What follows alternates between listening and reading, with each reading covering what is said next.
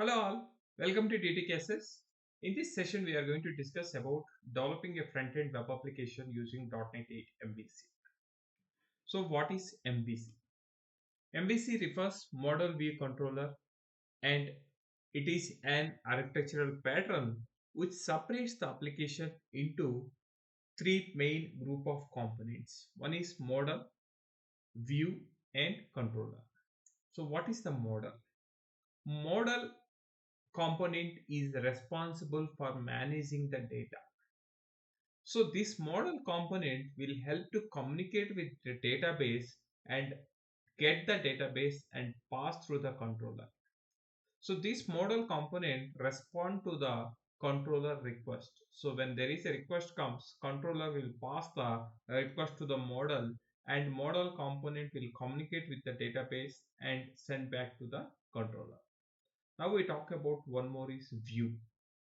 So the view is nothing but a data representation to the end user. So view actually built with CSS and HTML and used to render the data, whatever the data we have collected from the model, it will be rendered with the view. But model and view are never communicated directly. So there is no connection directly to communicate between model and view. So how the data transfer between the model and view? So the data will transfer to the view from model to view done through the controller. So controller is the component enable the interconnection between the view and model. So when there is a end user has passed the request to the controller, so the particular request will send to the model, whatever the model component is here, that request will pass to the model component, and the model component will communicate with the database, and that particular whatever the data is rendered at this model will pass to the controller. So controller will take the responsibility to communicate with the whatever the data has received from the model, it will communicate with the view. So whatever the data has received from the model, it will be rendered at the view. View is nothing but a CSHTML pages. So this is the MVC architecture. So how the data has been communicated or passed to the between the three component controller and model. So what is the advantages of for using this particular MVC architecture? So the main advantage we can see that we are separating the business logic and user interface and in the MVC architecture. So there is no interdependent with the model, whatever the model which component which is communicating with the database and the view component which is rendering the output. So there is no interconnection. So there is no dependency. So we are separating and multiple developers can able to work and you can able to implement in parallel.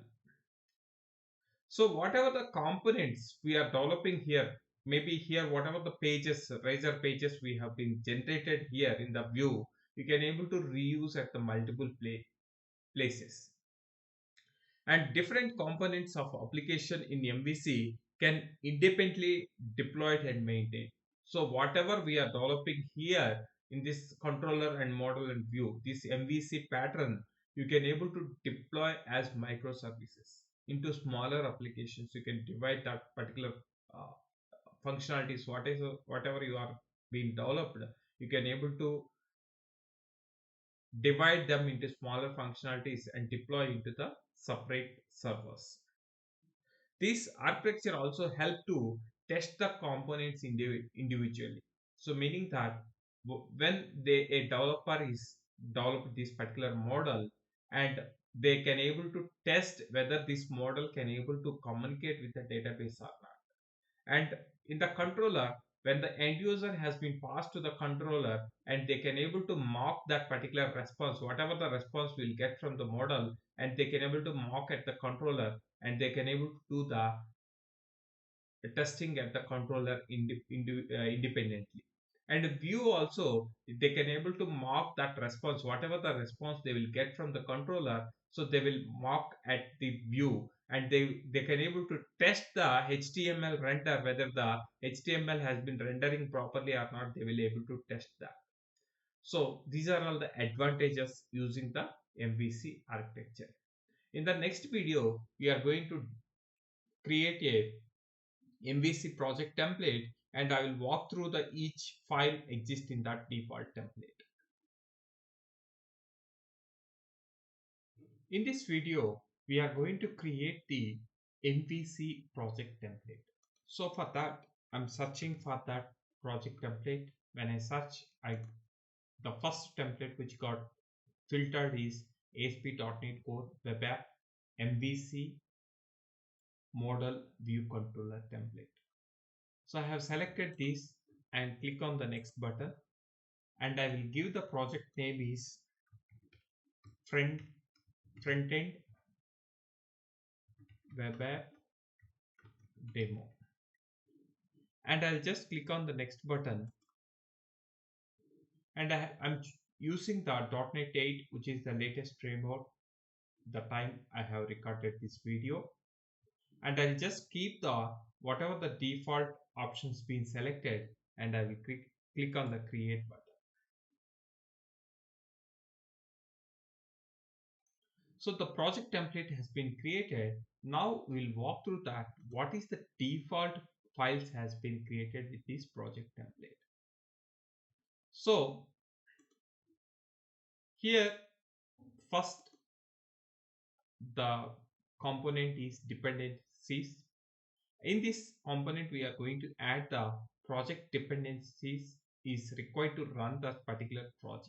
So either it might be a DLL or it might be a NuGet packages, whatever the dependencies is required to add for this particular project, you will add using these particular dependencies. When you right click on that particular dependencies, so you will get the object. Either you can add the project reference or add the shared project reference or com reference, or you can add the NuGet packages, so etc.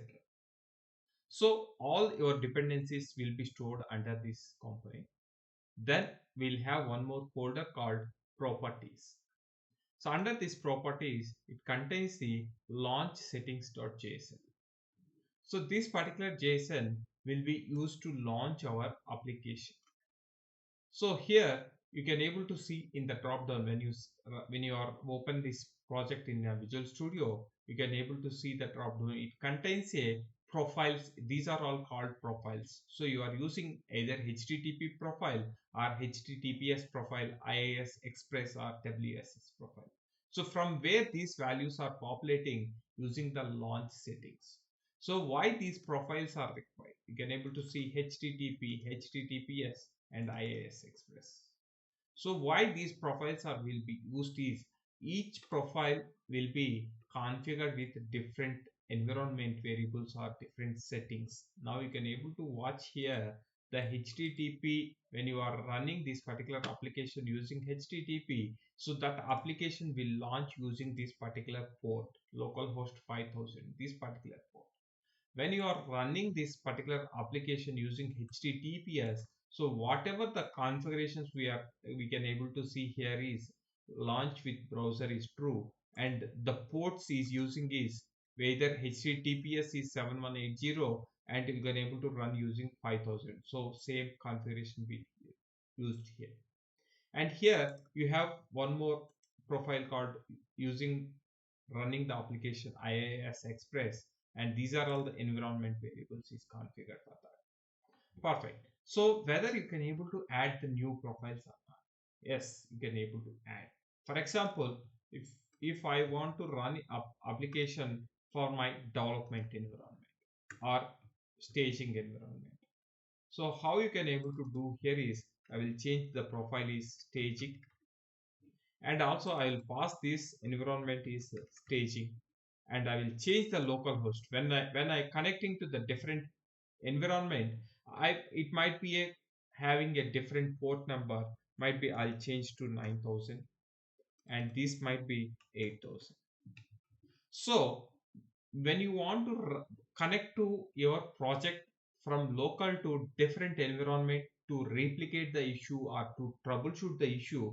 You can able to configure your different profiles and you can able to store. So these particular profiles will help you to run your application with different of settings, different of the endpoints you can able to configure for that to run that application. Now you can able to see that whatever the profile I have been added in this in the launch settings.json, it can able to find here, and you can able to see, and you can run using that particular port. So when you click on that, it will be selected, and when you are running that application, so it will start build, and once build is completed, application will launch.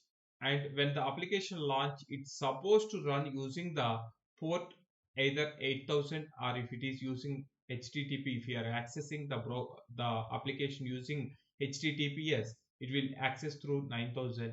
If you are accessing the browser application through browser with http, then it will access to the port is 8000. So now the application is up. Now you can able to see by default it has been used the https, and the port number what we have configured, the port number is for http 9000. So when you configure a different profiles, so that profile, whatever the configurations you have added, it will run through that particular profile. So next we are talking about this www root folder. So this www root folder will be used to add the static files is required to that particular project. For example, you are developing the views like you are generating the user interfaces. So for that user interface, you might be required to add CSS files or JavaScript files, or it might be required to add images. So how you can able to add the images is, I'll create a new folder and I'll name it as image, and when you right click on and add a new item, so you will get, or you can go to that particular path and you can able to add.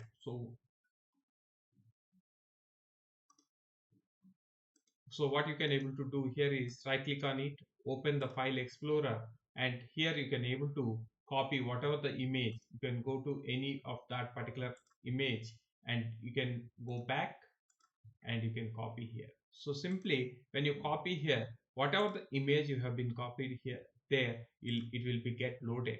So that particular image you can able to refer under the views. Any of the views if you are developing, you can use that particular image. So this is the purpose of using the www root folder. I will walk through these particular three folders called model, view and controller. We already discussed in the first video what is the model, view, controller. I'll walk through that. Before that, I'll walk through these two files, app settings.json. So app settings.json will be used to add the configurations required, which required to communicate with the database, or which required to communicate with any of other endpoints. All the configuration details you can able to add in the app settings. And then finally the program.cs file. So every program, when there is a request come through that particular request has to first hit by this program.cs, then it will go to the controllers. It will go to the controller. So the first whatever the request will pass through here through the middlewares. So these are all called the middlewares. What is meant by the middleware? So middleware is a software component that sits between the web server and the applications. So these are all the different of the middleware. So what is this middleware is used for a exception handling. So when there is a unhandled exception occurred, it is not in the development environment. This particular middleware will be executed, and this middleware will be used when you want to redirect your request. When it is coming http, it will redirect to the https and use the static files. So when you want to render your static files in the response, it will be this middleware will help to render that particular. So it is already giving, you can mouse over it, you can see the what is the meaning of that. So files are served from the path specified in the web host environment, so which is there in the web host environment. So what it was telling is which is defaults in the www root folder. So where we are going to store our static files is on www root folder. So from there it will load this particular middleware. And use routing. This particular middleware will be used when you want to route from one controller or one request from one action method to other action methods. Will be used this use routing. And we know that use authorization, when you want to authorize your request, you can use this middleware. And this particular middleware you can able to configure the controller route. When this application load, what is the default route, so where this application has been redirected to, that it can be seen here. So the purpose of middleware is a software component that sits between the web server and the applications.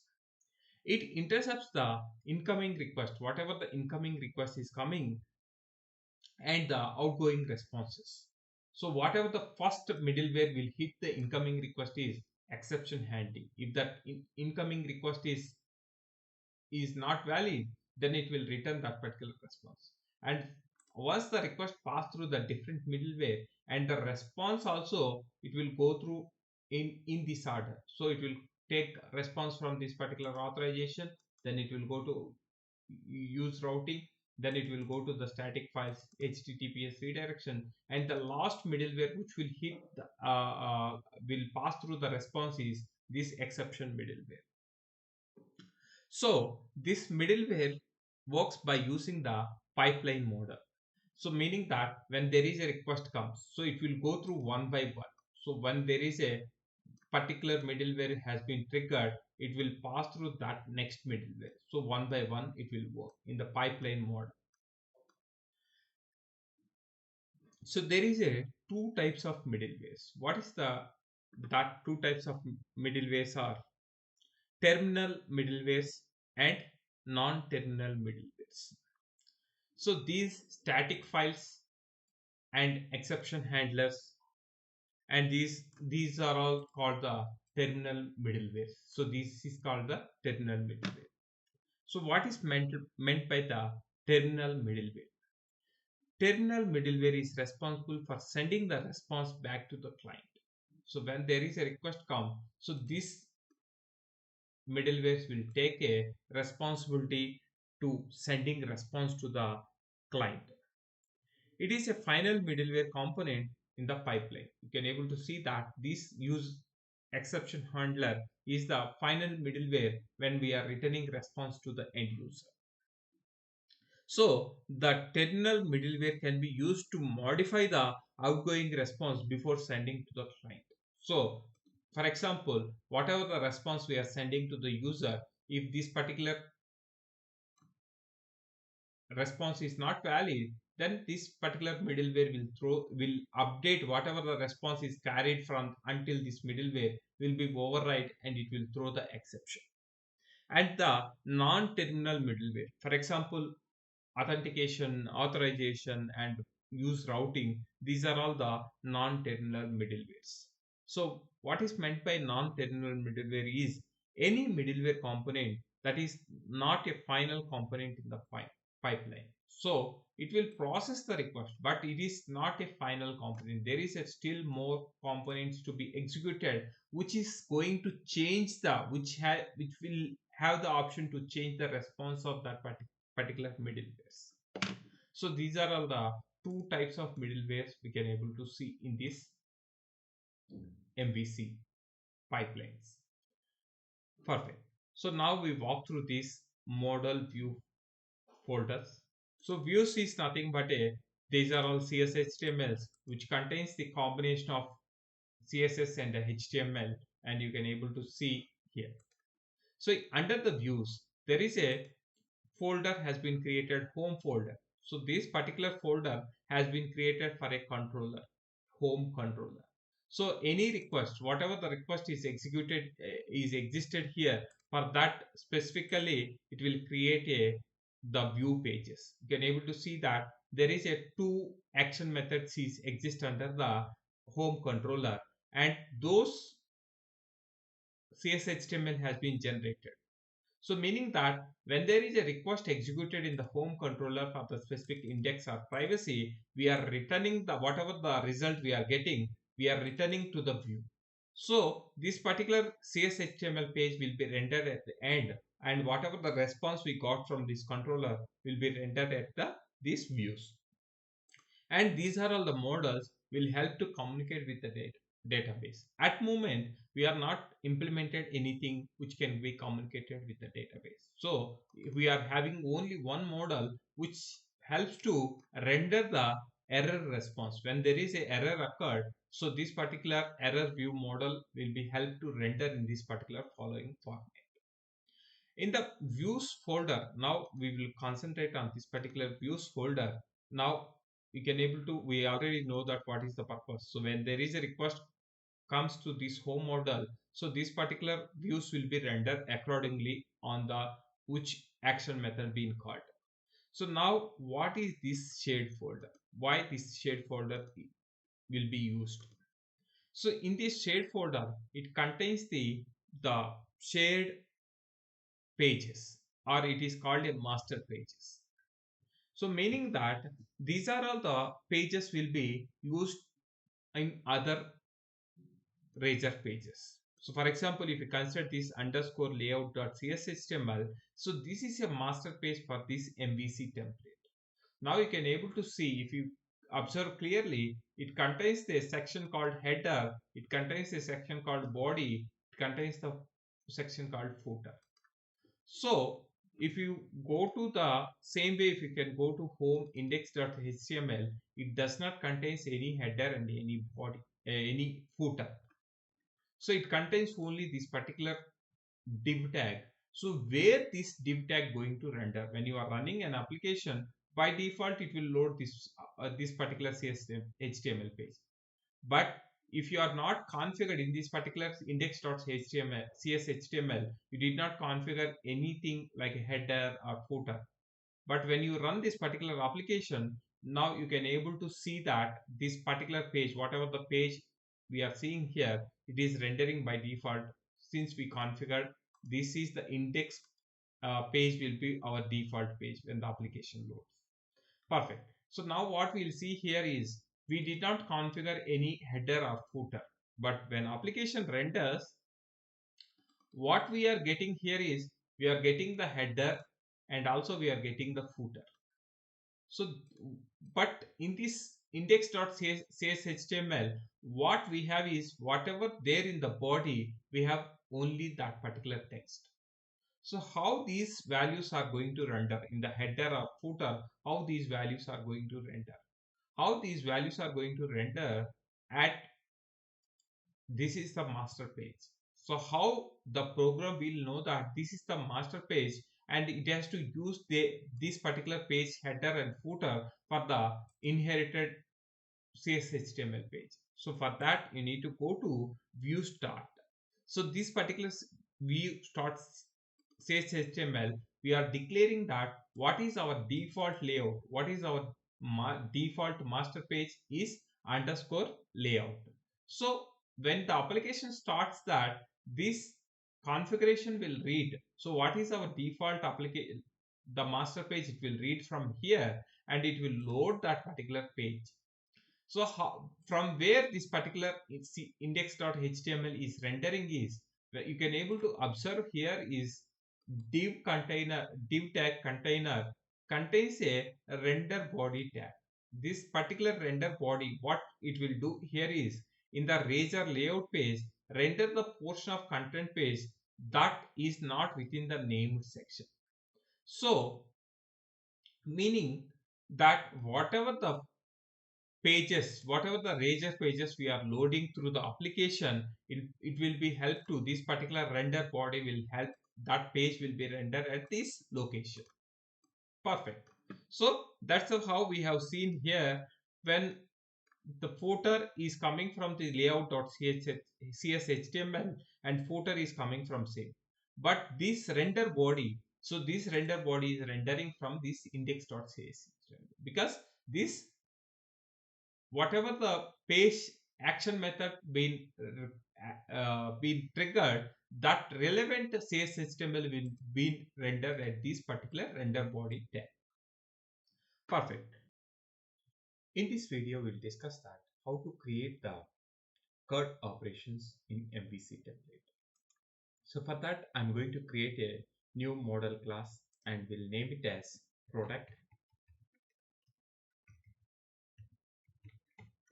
and I will add the properties are ID, product name, and public int price and public int display order. Perfect. So I have added these properties and I'm going to perform the CRUD operation, create, read, update, delete, all these operations on this particular product class. So for that, what I'm going to use the new feature which is introduced in the .NET Core is new scaffolded item. So using this particular feature, you can able to generate the controller action methods and views and able to create the interaction with the database. So I will show you how you can able to use this new scaffolded item feature. So I'll just click on that feature, and here when you selected a template MVC options MVC, here you will find that three options. One is MVC controller empty, MVC controller with read and write actions, and the third option is MVC controller with views using entity framework. So I'm going to use this particular option to generate the controller for products and views and create the communication with the database. So just click on add button, and here it will ask you select the model class to generate the code of controller views and connection to the database. I'm going to select the product class and I will select the DB context. So I'm generating a new class. So this particular data DB context class will help us to communicate with the database. So I'll just click on add button, and here it is going to create the new file called Frontend Web App Demo Context. One file, and it is going to generate the 5 CSHTML views to perform the CRUD operations, and also one controller file which contains the actions to be received. Whatever the actions triggered by the end user, it will be received to the product controller and it will pass to the views or model to get the response from the whatever the end user is asking. So click on add button. So now this scaffolded item feature is generating the code, whatever the code is required to perform these CRUD operations.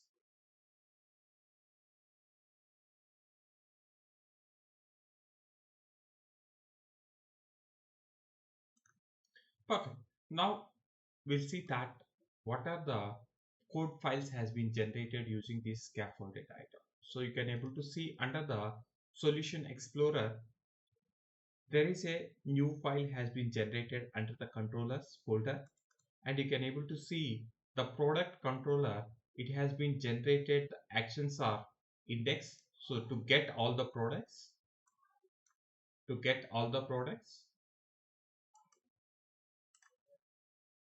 and to provide the details of the product and create the product and edit the product, and you can able to see the edit the product, and also you can able to see the action method to delete the product. Perfect. So after that, we can able to see here there is a new folder being added under the views folder is products. Under the products folder, it has generated 5 CSHTMLs which helps to get the products, create the products, edit the products, and delete the products. So these particular CSHTML files will help you to render to the end user to perform those CRUD operations. Also, if you observe here, there is a new folder has been generated. This particular folder contains the DB context class. So this particular DB context class will help you to perform the retrieve or create operations with the database. And also we'll go to this app settings.json. In this app settings.json, there is a connection string key being added. So here I'm going to replace this particular server with my local SQL server. And also I will change the database name. Instead of this random name, I'll change this as a products DB, or I will use the Frontend Web App DB. So this connection string has been generated. Also, if you go to the program.cs, there is a code being added here. So I'll explain here what is the purpose of the line of code is generated here. So this add DB context will help you to generate the dependency injection for your application to pass that DB context object to the respective controllers. So we will cross check that what it was doing here. So here we are generating the object, DB context object we are generating. So this particular DB context is expecting the connection string to be passed to communicate with the database. So that's the reason we are using the use SQL server and reading that connection string. Whatever the connection string we have been configured in this app settings, you can able to see frontend web app demo.context. So that particular connection string you are able to access, you are accessing using this built-in method called get connection string. What is the purpose of this get connection string method is shorthand for get the section of connection strings name. So when you use this get connection string method, it will help you to retrieve the connection string key from the app settings.json. Perfect. So now what we are doing here is we are generating the DB context object, and that particular object we are injecting into the products controller. So what is the use of creating a dependency object and injecting into the respective controller class? For example, if you want to perform these CRUD operations, whatever the get or create or read or update or delete operations, if you want to perform, then you need to communicate with this frontend DB context class. So how you will call this particular DB context class is, if you are not using this dependency injection, then what you have to do here is you need to generate that particular object. Like how you, in a traditional way we used to generate that particular object is frontend DB context object context DB is equal to new frontend DB context. So this is the how we used to generate. So when you created an object like this, what will happen when you want to perform any of these actions, this particular object to be initiated?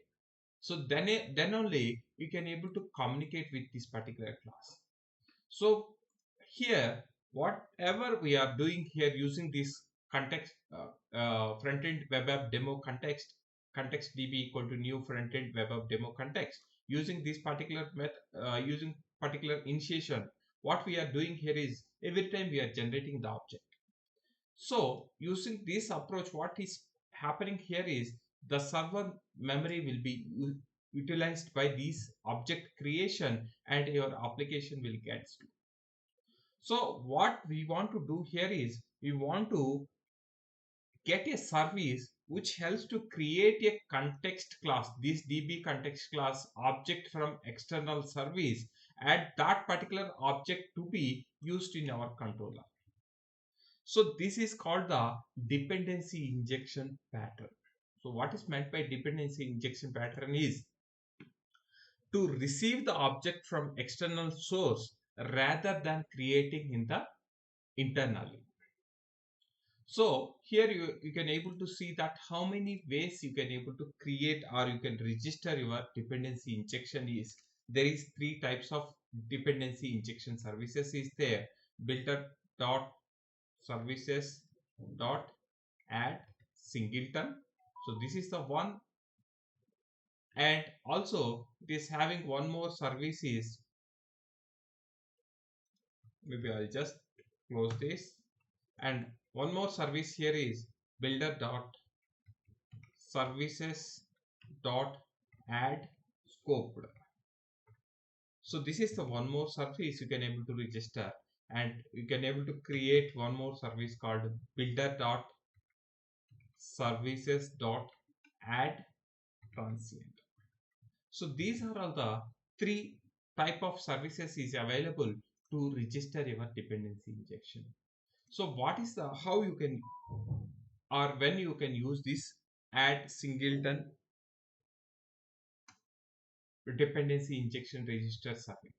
So when you want to use the one object for entire application life cycle, you will use this add singleton dependency injection registration service. Or here you will use this add scope. So this particular registered service you will use when you want to generate a object for specific scope of services. So when you request for that service, this object will be used for that entire request. That particular object will be used. And here add.transient, this particular dependency injection registered service will use when we want to generate the object every time when that particular scope of service is requested. So the differences between the add scope and add transient is how many times you will call that scope of service in that particular request, that object will be reused in the entire request. But here when you are using add transient, when you call for a specific service, it will be it will create an object for every time. So that is the difference between add scope, add singleton, add transient. Perfect. So now what we'll do, we have been created a CRUD operations using this scaffolded item feature. So now I'll run this particular application and ensure that whatever the CRUD operations we have been generated is working fine.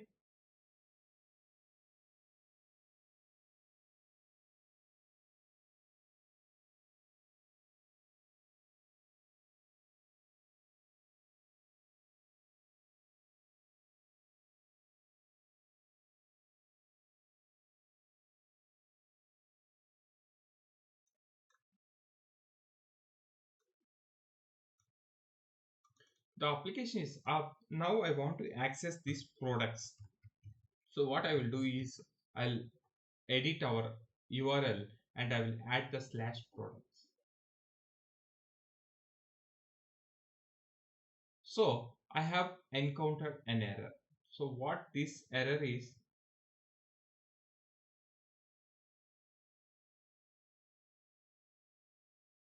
deployed applications. So I'll put a breakpoint and to ensure that whatever we are accessing the service is working fine. So I'll just refresh the page. So the request was not reaching here.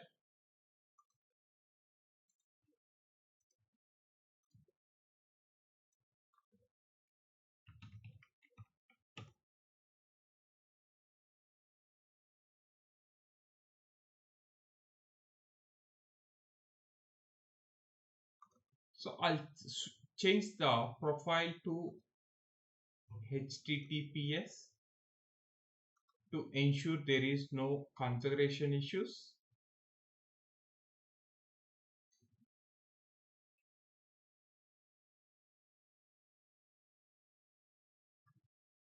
So now it is working, and we'll go back.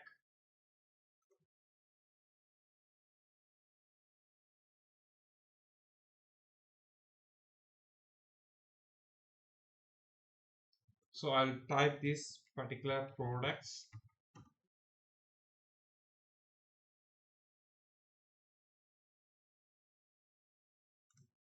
So now I'm getting an error. What is the error is a connection is successfully established with the server, but the error occurred during the login process. So I'll show you that what is the error was occurred here is in app settings.json. We are not passing any credentials since we are using the Windows authentication. So we need to use the trusted certificate equal to true. So you need to pass the trusted certificate is equal to true. Ensure that there is no typo errors.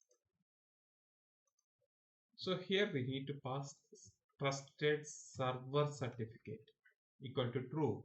Now I'll rerun the application. So I'll just remove these breakpoints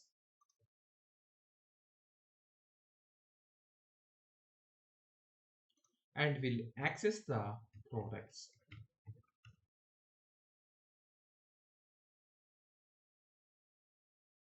The keyword is not supported. Right. So go back to the application and I'll just copy that keyword.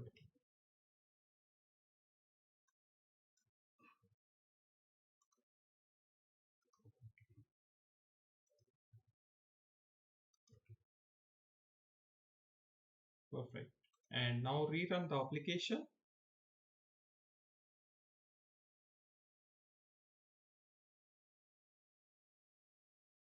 and try to access the products.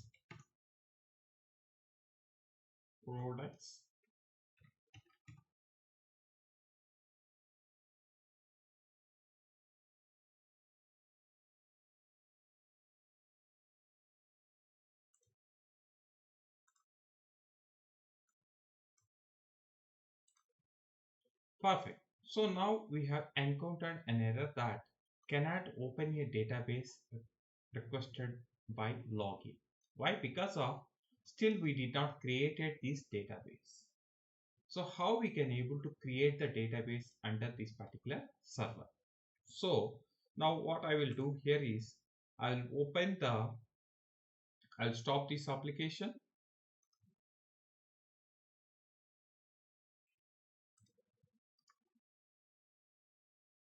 I'll stop this application and open the package manager console tab, and here I will add the EF commands, add migration. So these commands will use to create the migration of whatever the model class we are using for the CRUD operations. We need to create that table into the SQL server. So for that I'm using the command is add migration creating product table. Perfect. So now when I execute this particular command, what will happen here?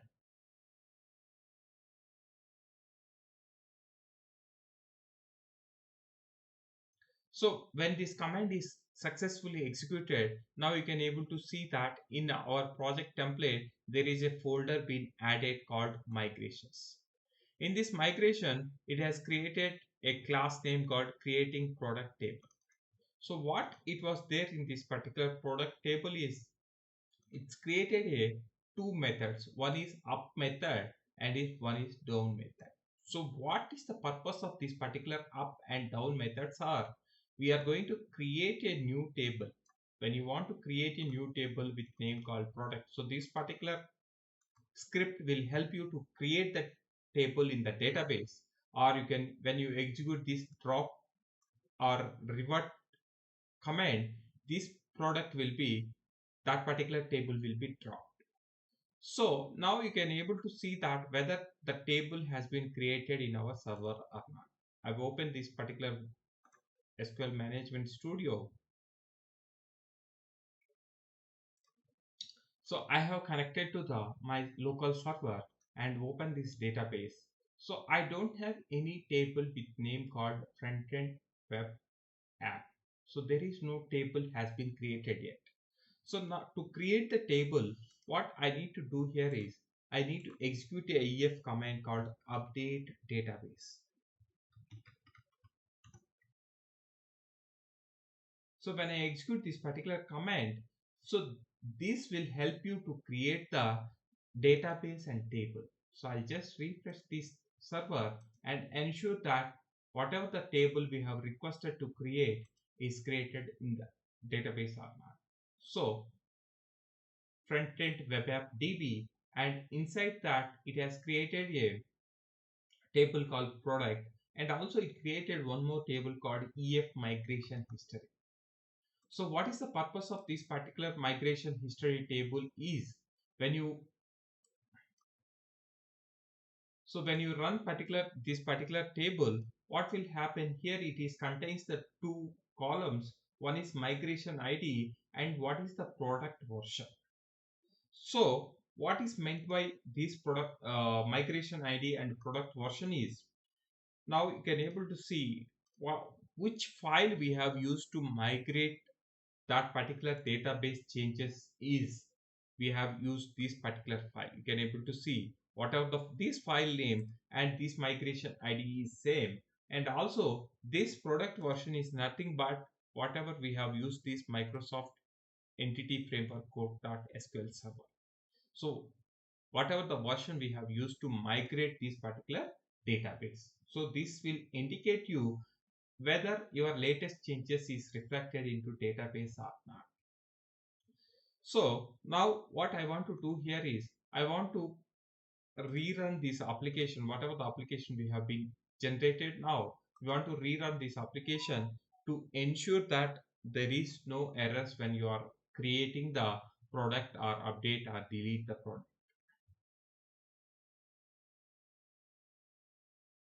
So I'll access these products.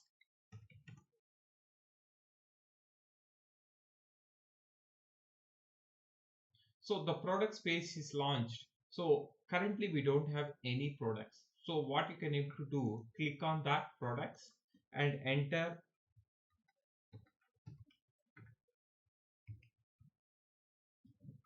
and click on create button and click on create new button, and I will add this as enterprise and display order and create. And also you can able to perform edit. For example, if you want to edit the price 120, you can able to edit that price, and you can view the detailed view of that particular product, and also from this details product you can able to edit that particular price, and you can delete that product as well. When you click on delete, it will prompt you whether you want to delete, and you can delete that particular product. Perfect. So now we have completed the performing how we can able to create the CRUD operation that particular model. In this video, I want to discuss about the repository design pattern. So I will explain you the background why we need to implement the repository design pattern for this particular implementation. So now whatever we have implemented the CRUD operations is working as expected. Now we can able to create the new items, and you can able to create or you can able to edit those, or you can able to delete those. So you can able to perform all those CRUD operations perfectly. But here the problem, if you observe the code, what we are doing here is we are directly embedding the DB context class into the controller. For example, if there is any change in this particular DB context class accessing policy, then all your controller classes, wherever you are using this particular DB context class, you need to change for all those controllers.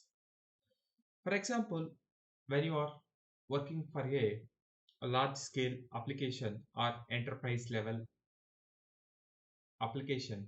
So what will happen is there will be a multiple sources will be there. You can able to insert your products. For example, you are using this particular controller. Maybe some other external source or any other team will use another controller to insert the product.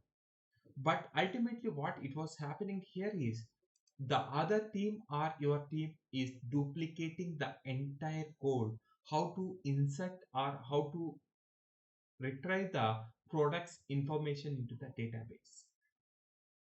So to avoid this duplication, and we are going to implement the repository pattern, and that particular whatever the operations, like whatever the retrieve or create operations is there, will be located under that generic repository.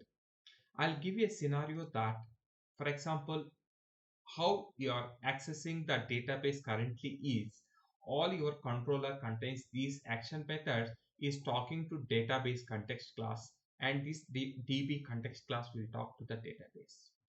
Assume that there is a multiple controllers you have been implemented. So this particular classes or controllers is talking to this a db context class to communicate with the database. For example, this particular db context policy got changed, and you need to change apply that policy at these controllers also. Think about that, there is a hundreds of controllers is there, and you need to change these hundreds of controller to communicate with this db context class. So to avoid this approach, I'm using this repository design pattern.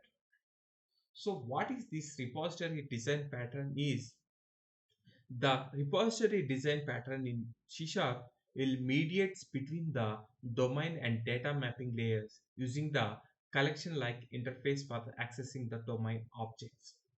In other words, we can say that repository design pattern acts as a middle layer between the rest of the application and the data access logic. That means repository pattern isolates all the data access code from the rest of application. So how we are isolating this data access layer from the rest of the application is, we are implementing a generic repository with two files called I repository interface and repository class. So in this particular class, we will handle all the code operations, and those methods, whatever the methods we have implemented, generic methods we implemented, it will be interface inherited by this product category or product repository or category repository.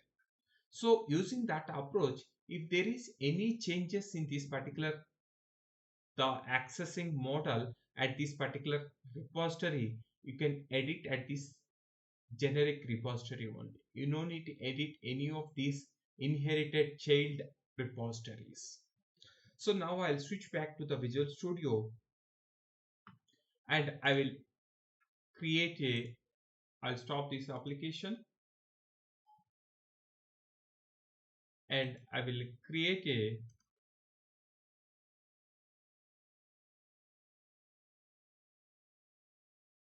new folder.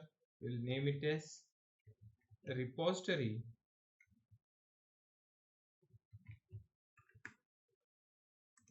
and I'll create a new folder, name it as interfaces,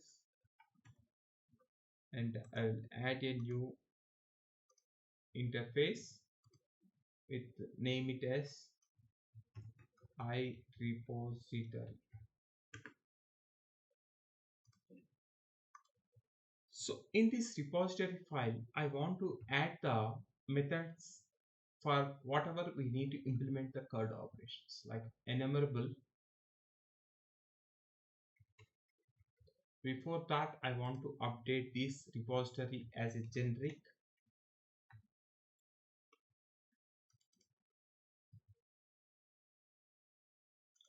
And now I want to implement those operations. I enumerable of t get all and t get of expression. So this is the expression we'll use to filter the ID. So now I'll change this as a filter. So this expression, this particular expression will use to filter your items. Void add and void update, and here void remove.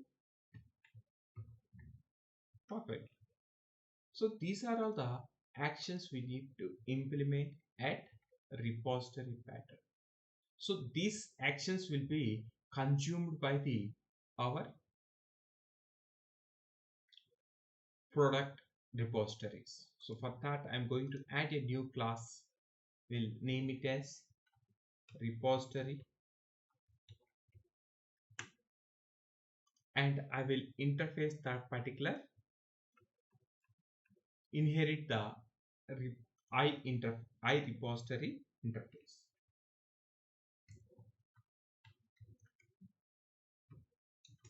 I repository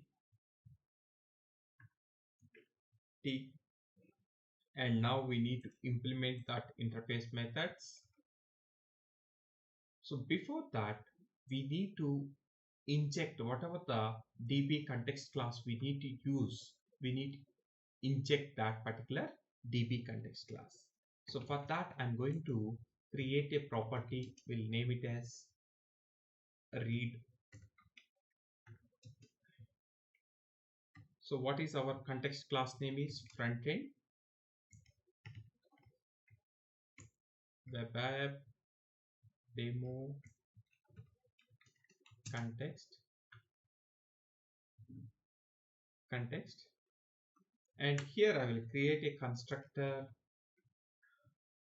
and I will pass that injected the object. So underscore context equal to context. Also here I want to, in this particular DB context contains a DB set. So I want to create a property for that DB set also. Internal DB set of general. So it can be any of the model. Perfect. So we need to initiate for this DB set. So what we'll do here is DB set is equal to context dot set of T. So we have initiated that DB context. Now what we need to, I'll just reorganize the methods in a format. First I want to implement get all and then get by ID and add remove, add update and remove. Perfect. So now what I will do here is, so I will implement this particular method. So I variable of T of that query is equal to DB set. So we are getting the, from DB set we are getting that particular model values, and here we are returning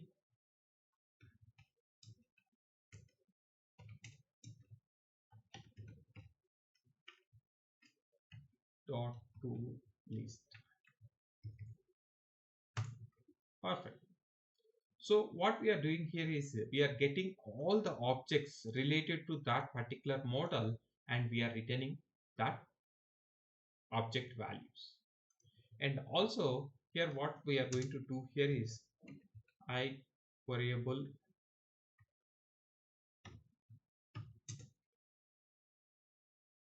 query equal to DB set. So now what we need to, what is the difference for this method and this method is, this method is returning all the objects. Here we are filtering the object. So now we want to filter the response. Query equal to query dot where dot filter. So we are filtering this text, whatever the filter text we are passing here, we will filter and return that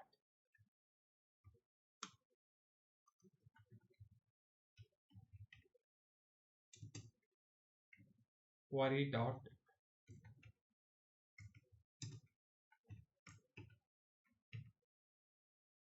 first or default. So we are getting the first record. Perfect. So now here what we need to do here is we need to add the entity dbset dot add of entity, and update also we can able to perform in the same way. So here what we need to do to update an object is dbset dot attach of entity underscore context dot entry entity state is modified. So we need that state to be modified. Perfect. And also same way we'll apply the remove also, db set dot remove of entity. So we have implemented the generic repository. Now what we need to do here is we need to use this generic repository, because why we call this generic repository, we are not indicating any of model here. So I'm going to create one more interface and we'll name it as iProduct repository. iProduct repository, and here we'll inherit that repository, iRepository. So here what we need to do here is we need to pass that object value. So how we can pass that object value?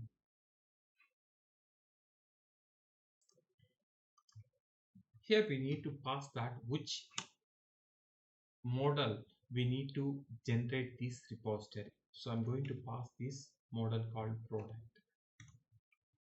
Perfect. So here what we need to do, we need to inject that particular controller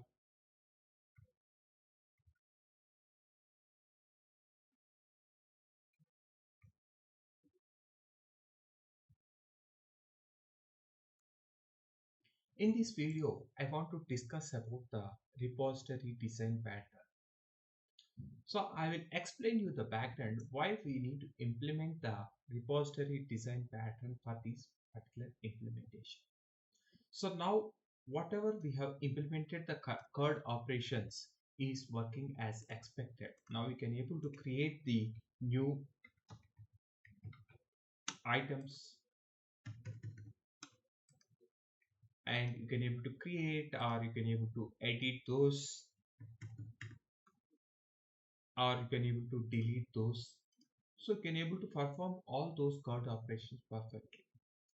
But here the problem, if you observe the code, what we are doing here is we are directly embedding the DB context class into the controller. For example, if there is any change in this particular DB context class accessing policy, then all your controller classes, wherever you are using this particular DB context class, you need to change for all those controllers. For example, when you are working for a large scale application or enterprise level application, so what will happen is there will be a multiple sources will be there. You can able to insert your products. For example, you are using this particular controller, maybe some other external source or any other team will use another controller to insert the product. But ultimately what it was happening here is the other team or your team is duplicating the entire code, how to insert or how to retrieve the product's information into the database. So to avoid this duplication, and we are going to implement the repository pattern, and that particular whatever the operations, like whatever the retrieve or create operations is there, will be located under that generic repository.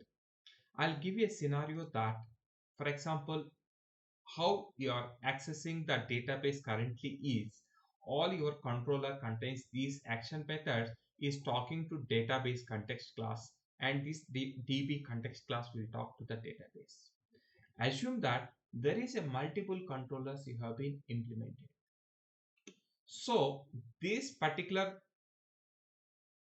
classes or controllers is talking to this a DB context class to communicate with the database. For example, this particular DB context policy got changed, and you need to apply that policy at these controllers also.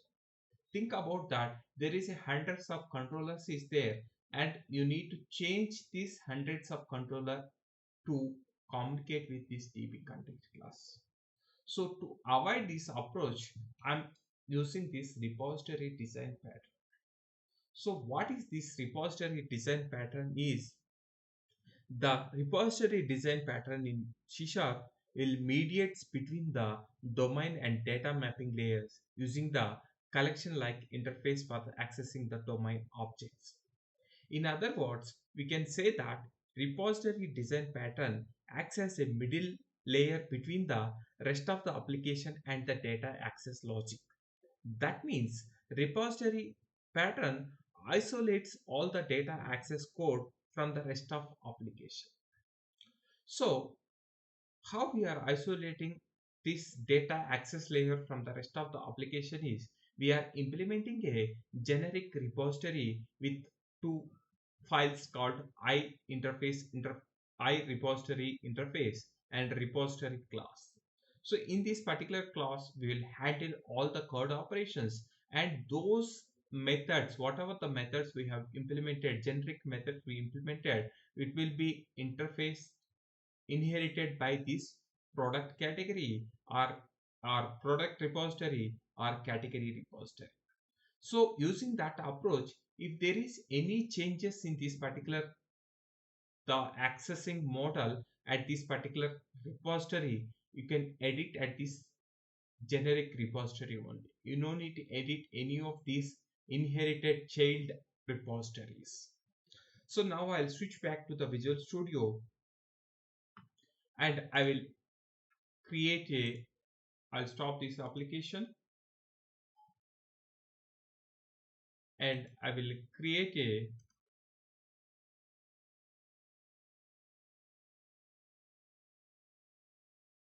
new folder. We'll name it as repository,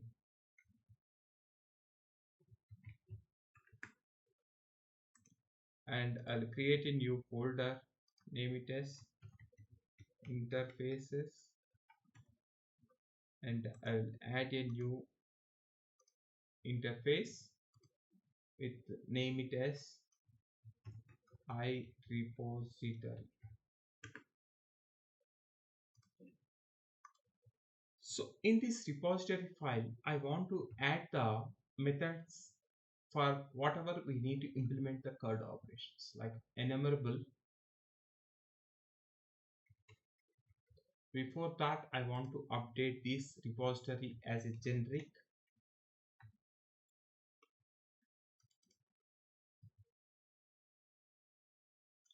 And now I want to implement those operations. I enumerable of t get all and t get of expression. So this is the expression we'll use to filter the ID. So now I'll change this as a filter, So this particular expression will use to filter your items. Void add and void update, and here void remove. Perfect. So these are all the actions we need to implement at repository pattern. So these actions will be consumed by the our product repositories. So for that I'm going to add a new class. We'll name it as repository, and I will interface that particular inherit the I repository interface.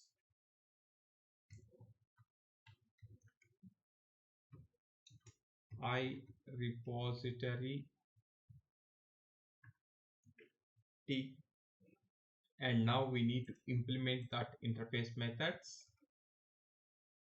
So before that we need to inject whatever the DB context class we need to use. We need to inject that particular DB context class.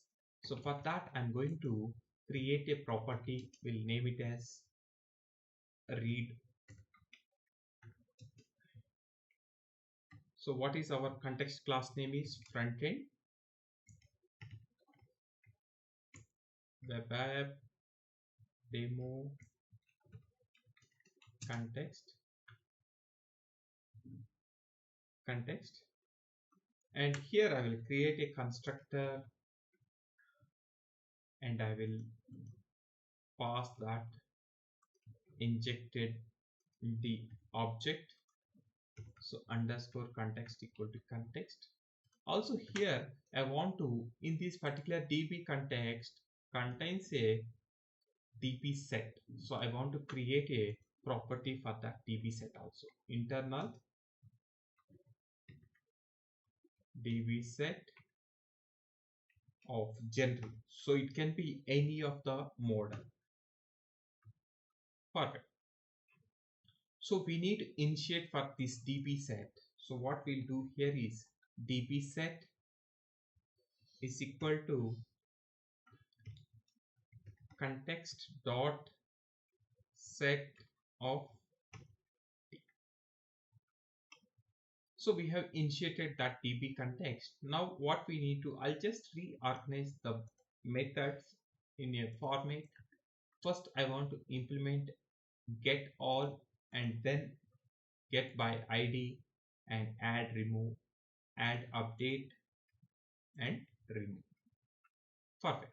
So now what I will do here is, so I will implement this particular method. So I variable of T of that query is equal to DB set. So we are getting the, from DB set we are getting that particular model values, and here we are returning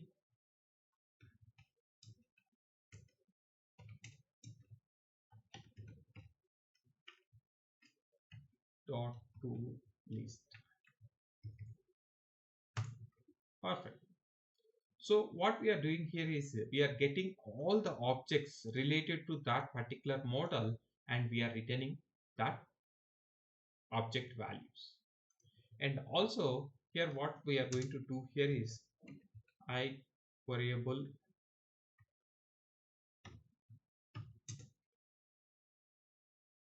query equal to DB set. So now what we need to, what is the difference for this method and this method is, this method is returning all the objects.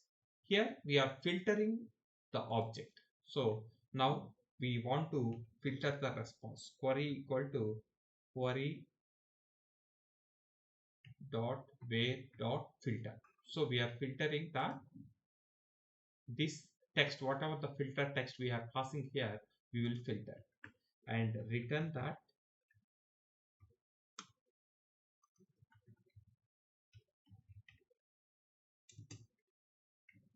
query dot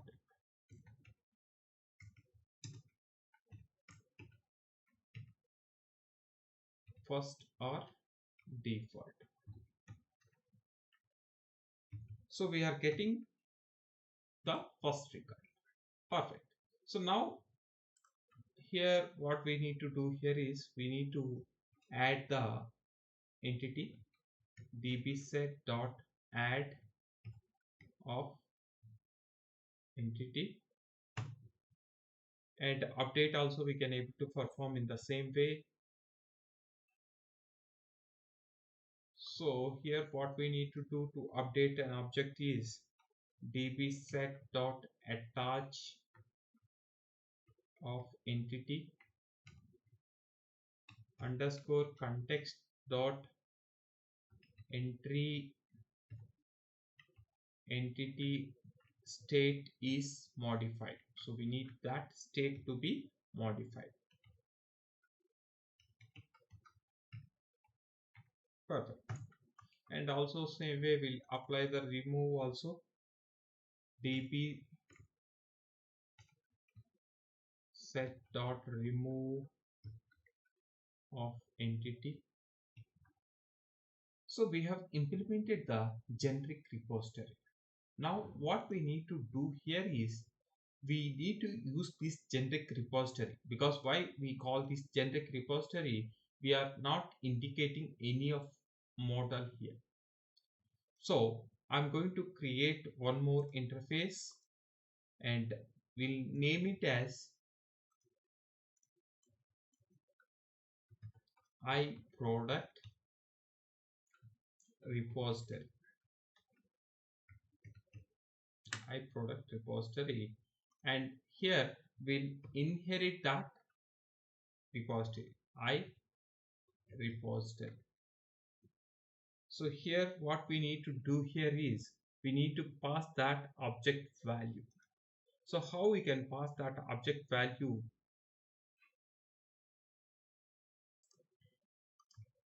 Here we need to pass that which model we need to generate this repository. So I'm going to pass this model called product.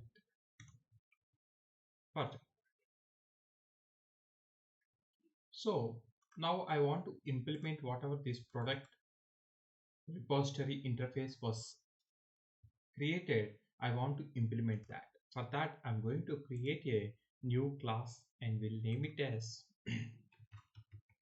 product repository.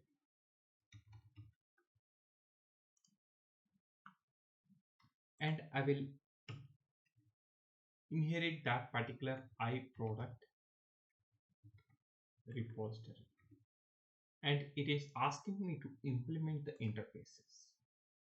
But you observe that when we are trying to inherited this iProduct repository, it is asking to implement these CRUD operations once again. But I already implemented those CRUD operations, whatever the get or create, update, delete operations I was implemented in the generic repository, and the purpose I created this iProduct repository or product repository classes is I want to reuse that. I don't want to rewrite all those repository methods which is implemented in the generic repository. So how I can do that without re-implementing those? How I can do is I'll just inherit that repository class and I'll pass, instead of generic, I will pass this product model. So repository. Perfect. So now when we pass that error, so this particular interface is not forcing us to implement those repository methods once again.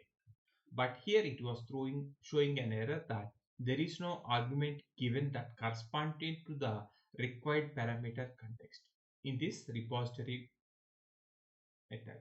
So meaning, what is meaning of that particular error is this particular repository class is constructor is expecting a parameter db context parameter. So when we are trying to consume this repository class, we are not passing that particular object. So to fix that, what I'm going to do here is I'll just copy this particular property here, and also I'll create the constructor, and I will pass this particular db context object value to this particular constructor underscore context equal to context. And also we need to use that base context. So what is this base context is that db context, what we are passing these base options, we are passing that. Perfect. So now I want to use this particular product repository in my product controller. Instead of calling this frontend db context directly, I want to use this product repository. So for that, I'll go to this program.cs. I will register this particular product repository service. So for that, I'm creating builder.services.add scope, and I will create product repository and product repository. So I'm just implementing that service. Perfect. So now we can able to use this service under our controller. So we have created a dependency injection. So for that, I'm going to go to the product controller and replace, instead of this db context, I'm passing this product repository. I'll change this, and also here I will replace this printed db context with product repository. So when you expand these methods, the detailed or create method, now you will encounter an errors. Why? Because of the way the default entity framework db context methods and how we have implemented repository methods is different. So I want to fix those errors quickly. So how we can get those list of objects is, we have a method called get all. So we need to use this get all method. So I'll go to the products controller and I will call that get all. So I'll change the code little bit. So I will use this list of products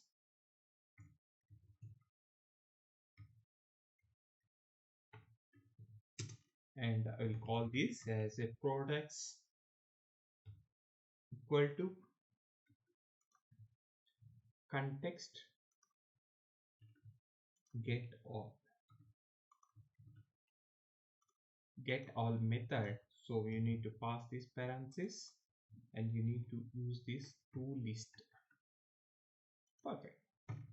So now I need to use this product to return into my view. And also here in this particular details method, what it was doing is it is filtering the product by ID. So we have a method called get method, and we are using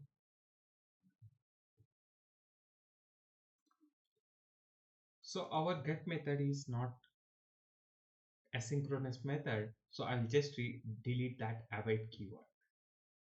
And also I'll go to this particular create method. So we are using the save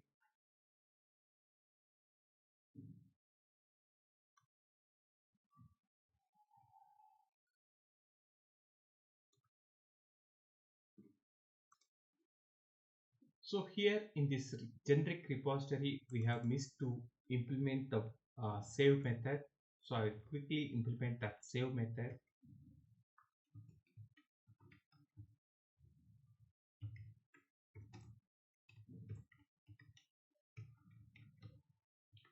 Save changes. So I'll go to this product repository controller and I will call this save method. So why it is not showing here is this particular save method we need to add into the interface. Perfect. So this is not a await function. So I'll just remove that await keyword. Also here you need to use the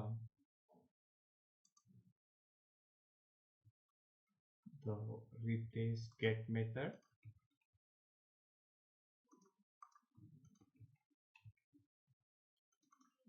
and edit and save the changes and remove the keyword await keyword. Also here what we need to do here is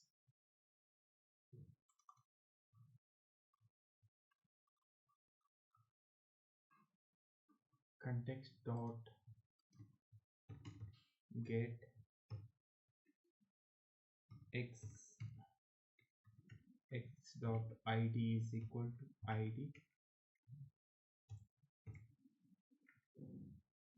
dot id is greater than 0.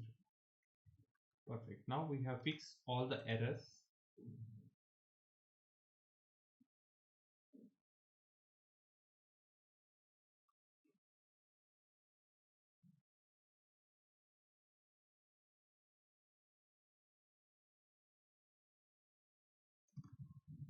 So the build also successful. Now I'll rerun this application to ensure that there is no error and the application is working fine.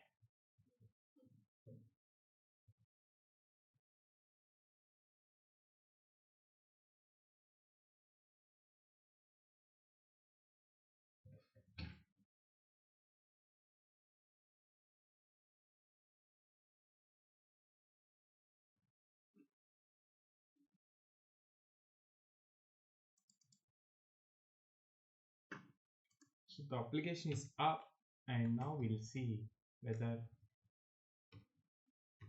the page is launching perfectly or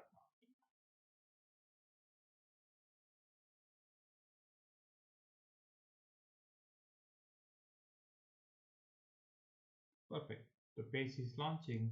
Now I'll try to add the new products. Computer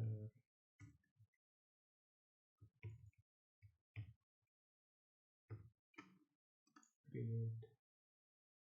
That's it. And you can able to edit that particular product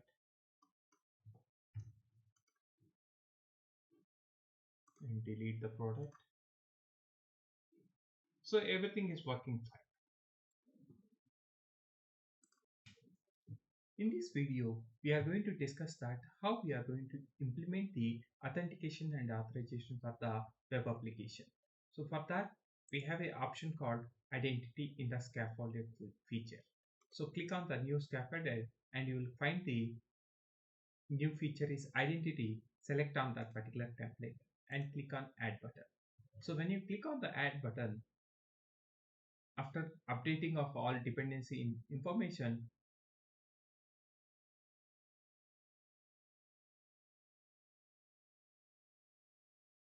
it will generate a template.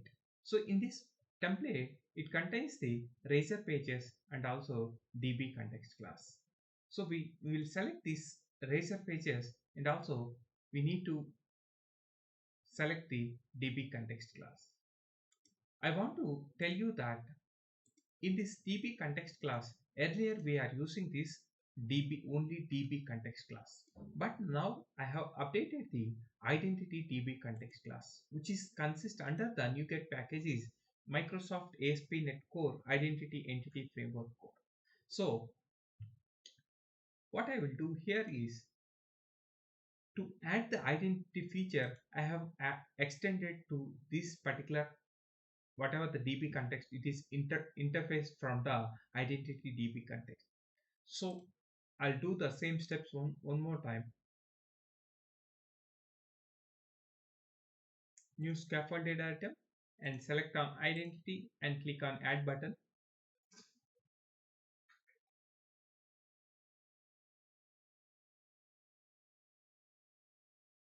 So here you select all the files and also select that whatever the required DB context class and click on add button. So when you click on add button, this code will be generated automatically and we will continue once the code has been ready. So the code has been generated. Now we'll observe that whatever the new files been added into the project template. So here in the project template, there is a new folder areas being added. Under the areas, it contains the account. Under the account, it contains the all the authentication and authorization, whatever the required pages is already generated and you can find over there. Now what we'll see here is in the register.cshtml page, I will find that all the services which required for the sign in and to manage the user or store the user or store the email or email center, all these services has been injected and now you can able to see those services.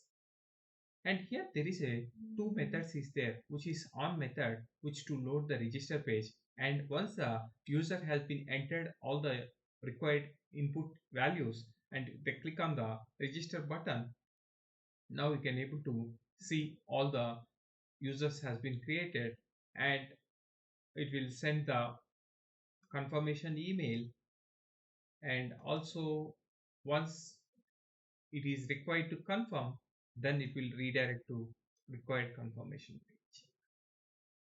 Perfect. So but here in this example I don't want to redirect to any required page. So for that what I will do here is I'll just comment this particular code redirect to register confirmation page, and I just want to sign in into the, the web application once the registration is successful. So for that what we can able to do here is to by default the register or login buttons will not be added to the page. So for that what you need to do here is you need to add that login partial. So there is a in this razor template the login partial being the partial page is there. We need to add that particular page into layout.cshtml to show that particular login and register buttons. So we'll run the application and to check that login and register buttons are able to see or not.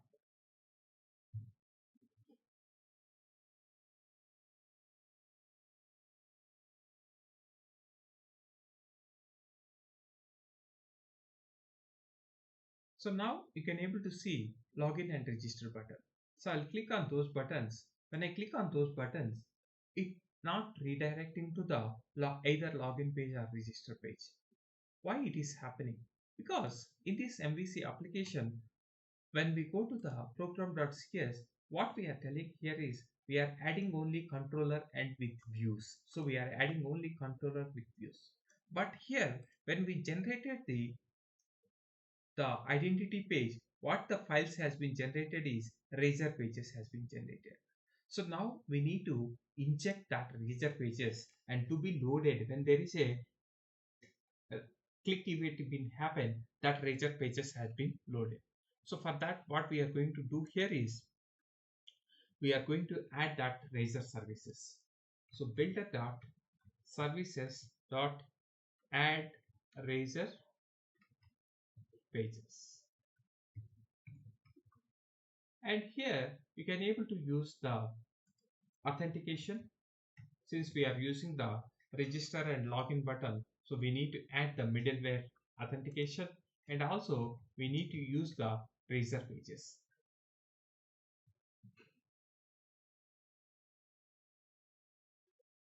So what is the pipeline is map razor pages. Perfect. So now you run this application one more time to check whether you are able to redirect to the login and register page or not.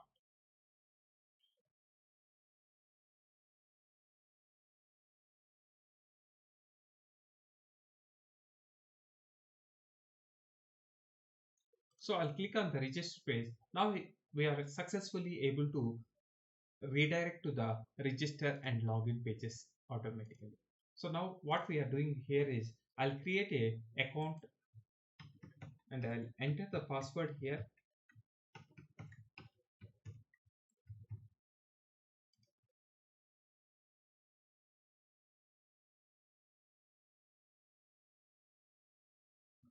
So now we are able to redirect to the the login. After we register, it has been login into the application. Now I need to go to the database and see whatever the new tables being generated here. By right, actually, you need to perform the entity framework migration and update the database to generate these files. Since I already done in my previous examples, that's the reason it is not required to be done. So now I'll show you how you can able to do that particular EF migration for the to create the entity framework tables. So for that, we need to open the application, and I will stop this particular application. So here I already executed the command called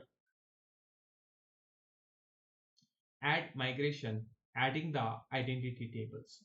So when I execute this particular command, it being generated the script, the migration script. Now you can go to the folder called migrations.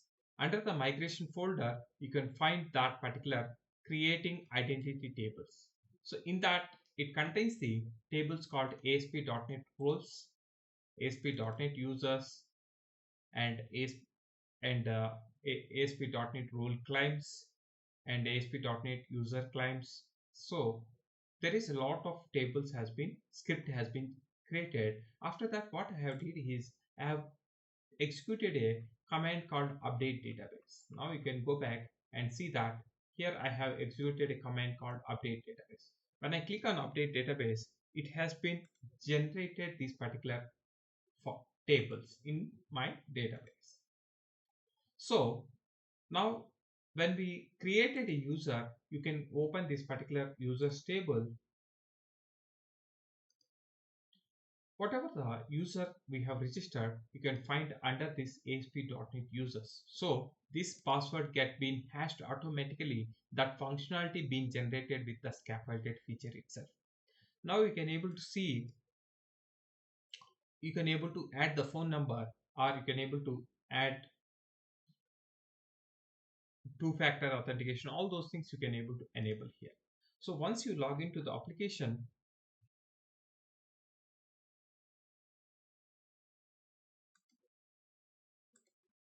so we'll run this application one more time.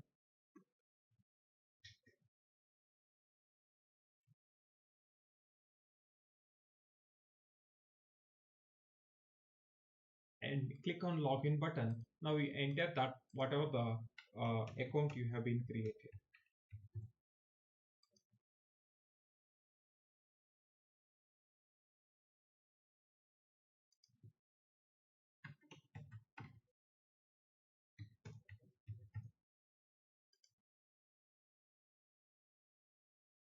So I'll create a new user. Something it went wrong. So I'll create a new user, test one.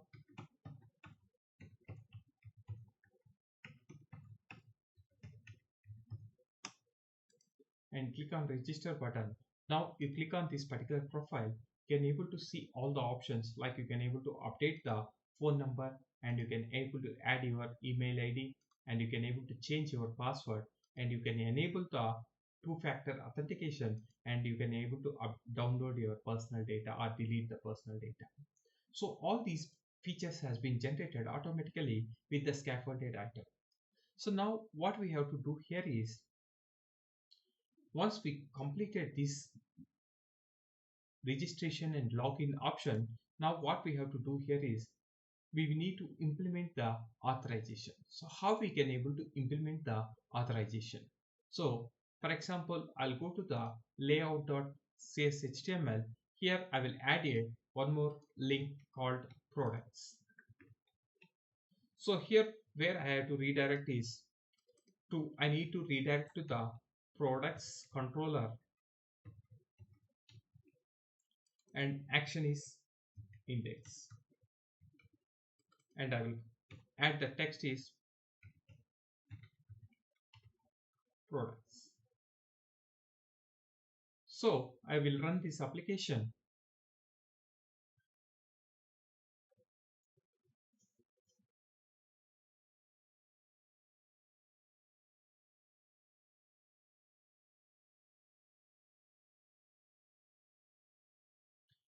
Now I can able to see a link called products. When I click on this particular link, I will be navigate to the products page. So I want to limit this particular product page able to access by only admin and the user. So I don't want to allow this particular page when I log in with using the credentials with the role of customer. So for that, first what I have to do here is I need to create a utility class, enum class to to add that particular roles. So I will create a new folder and will name it as utility, and here I will add a new class and will name it as roles enum. Here under the enum I'm going to add the three constants: public, role user, and moderator and admin. So here I want to give access for products page only moderator and admin. I don't want to give access for this particular user roles. So for that I need to create these particular roles. I will go to the my database and to check is there any roles being exist or not in my database. So open this object explorer and click on the ASP.NET roles. So in this particular page we is going to store the whatever the required roles. So it does not have any roles currently. ASP.NET user roles. Yeah, so this is the table we are going to store our roles with mapping to the user ID. So this particular table contains the all the roles. So now in this table we want to add the whatever the roles is required for that particular application. So for that I'm going to do some trick here. I'm not implementing a complete functionality to generate the razor page to add these particular roles, all those things. I'll do a trick that under areas register.cshtml, when I open this particular register page, if that roles is not exist, I want to create that particular roles. So I will check here if role manager. So this service is not exist. So we need to create that particular role manager service. So I will go back here and here I will add a new service, private read only role manager, identity role and role manager.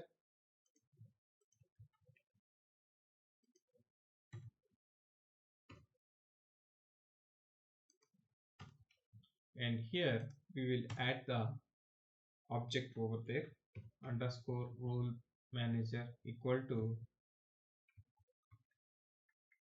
role manager. So here now I want to implement that using that particular service role manager dot is that role is exist or not. I want to check if that role is not exist, then I want to create role exist async, then role enum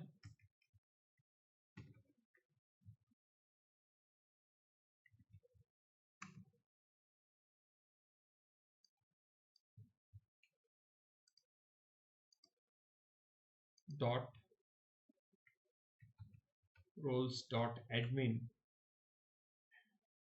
If this particular role is not exist in my database, get await dot get result.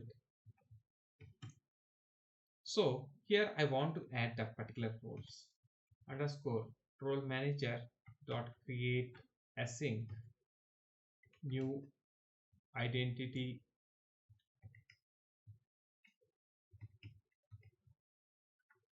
role Here I want to create that role enum dot roles underscore admin. I will use these particular functions. So I want to repeat same steps for the other two roles. So roles underscore moderator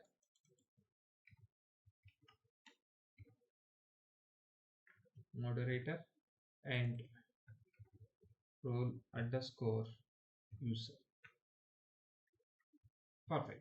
So this particular code will help us. If the particular role is not exist, then it will create all these three roles.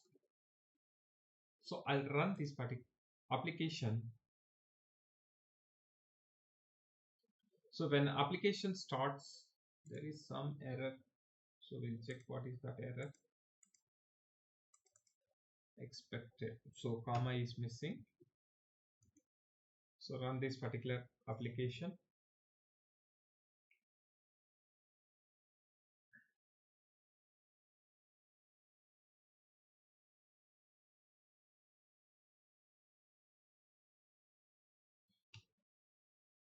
Now when I click on the register button, it has thrown the error page.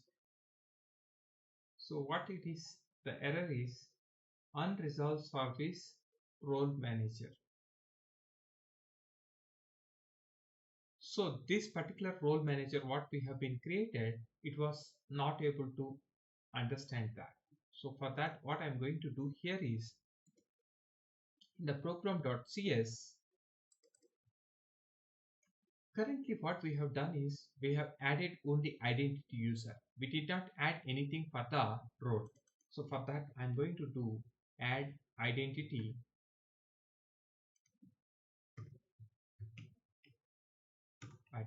role, and we need to add the default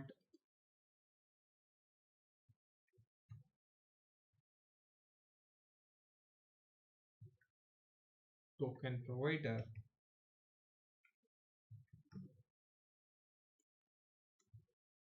Perfect. So now you can able to remove this particular code.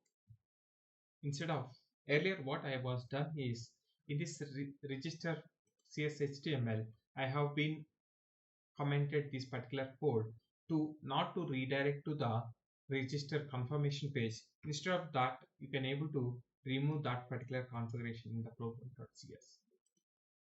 So whatever the configuration to redirect to registration confirmation page, I have removed that particular thing. So now we will try one more time to ensure that that roles has been created in our database. So go to the database and run. It was not created, so we'll try one more time. Once the application is up, click on register page. So here it is giving one more error. So what is that particular error is email sender. So invalid operation exception, unable to resolve the service type Microsoft ASP.NET Core identity.ui.services email sender. I will show you why this particular error was arised is because here after the user has been registered, what it was happening is once the user has been created, it will be execute this particular block of code. If result is succeed, then it will get the user ID and code. And here what it was happening is it trying to send the email, the confirmation email, it is going to send to the user. But currently it just generated the interface, but the actual sending email implementation was not been added. So now in this example, we are not going to implement how to send the email once the user has been registered. So instead of implementing that solution, what I am going to do here is I will generate the a dummy class for that email sender. Email sender. So here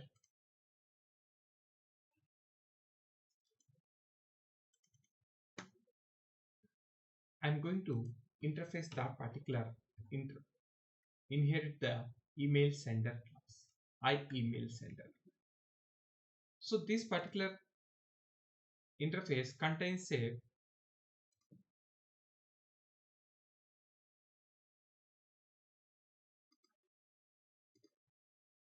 method is send email. So here you can able to implement the logic in order to send that particular email. So for now, what I'm going to do, instead of implementing that particular logic, what I can able to do is complete the task. So when it is executed, it will not throw any exception.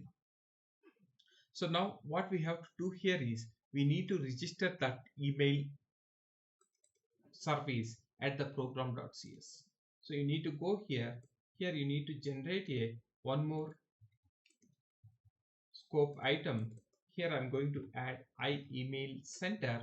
When email center service is up, I want to implement that email center class. Perfect. So now in this register.cs HTML, when this send email async method been executed, it will be redirect to this particular send email async method, and here simply it will return that task is completed. So instead of that, we are not doing any email sending, but we are just saying that task is completed. So run this particular application and check that error being resolved or not.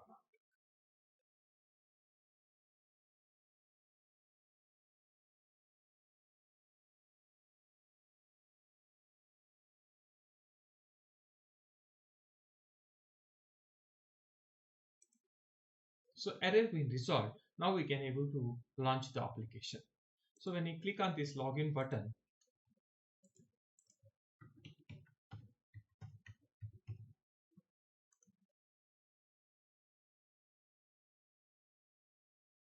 so now I can able to log into the page and I can able to see all those things. But now what I have to do here is I want to allow this particular product space to be used by only admin and the moderator. I don't want to allow to the user. So in order to implement that, I will go to the layout.cs HTML. Here I want to block this particular link for the user login. So before that, what I'm going to do here is currently we are not going to adding any roles. Currently there is no feature to assign the role to the user. When you are registering an application, you don't have that option to select what is the type of user you are creating. Either you are creating a admin user, or you are creating a moderator, or you are creating for a user. So here I want to add in the register page,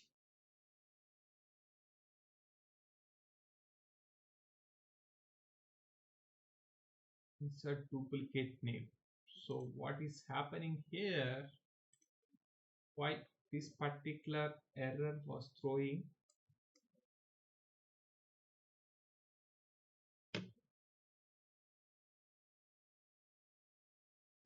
So we need to see whether the roles has been created or not.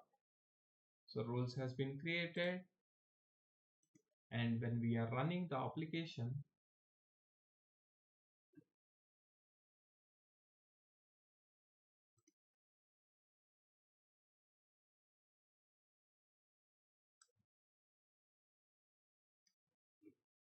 click on register button,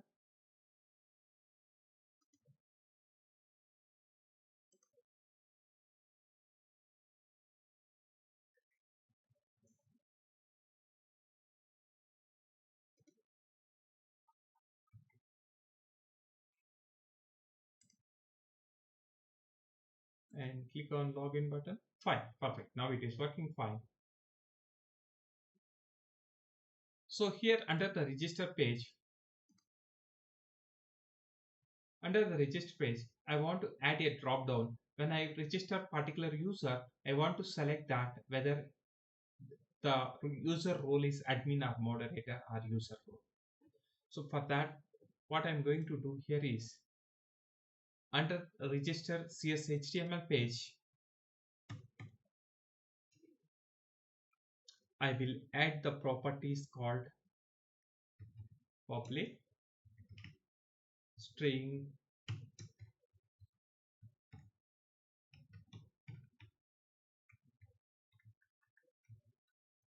role, and also we need to add a enumerable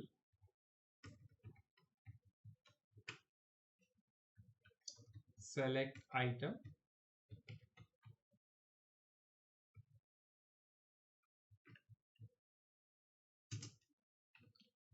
display the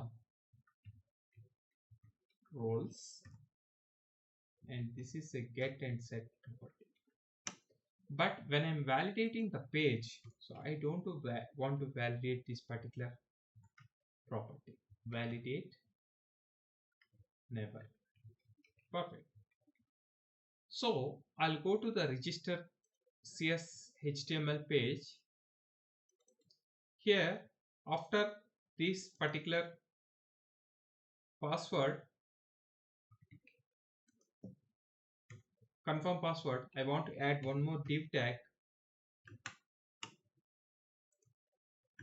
Here I want to add the drop down list.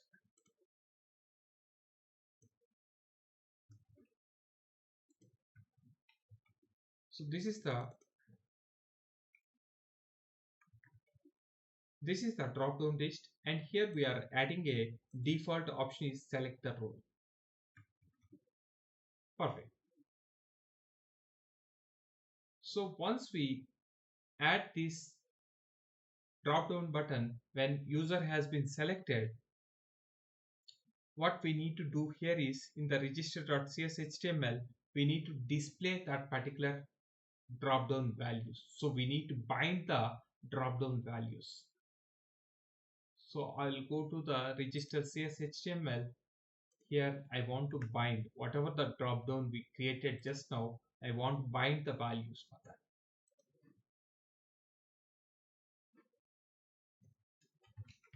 Input new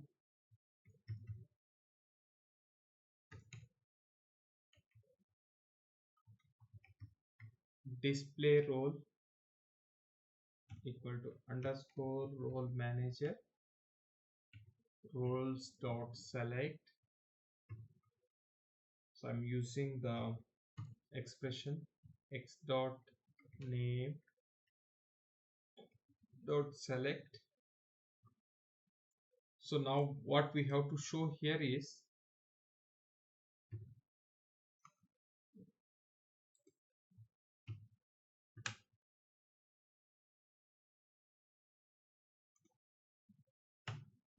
so we want to display the name of that particular role.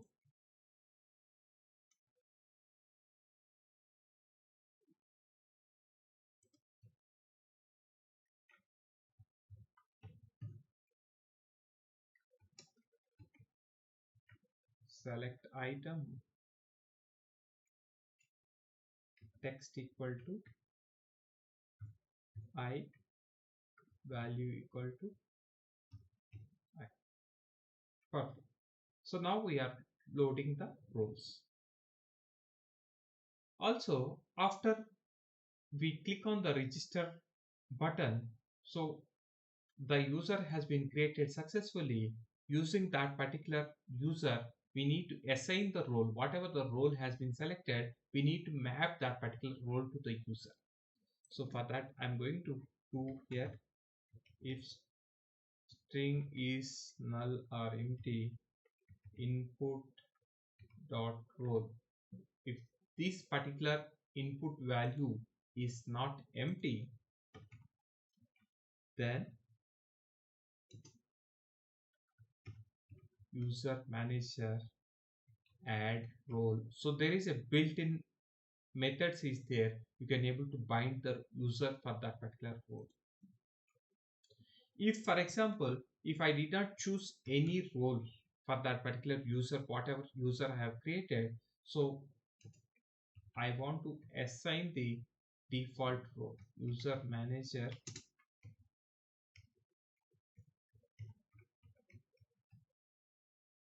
add role assign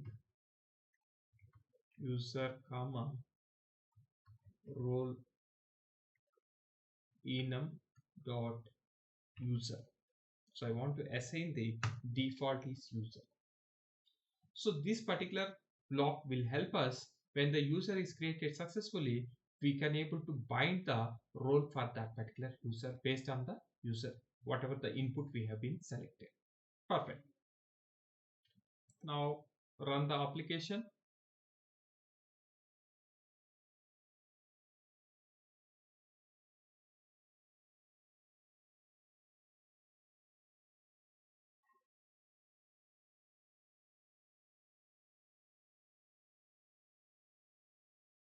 So click on register button.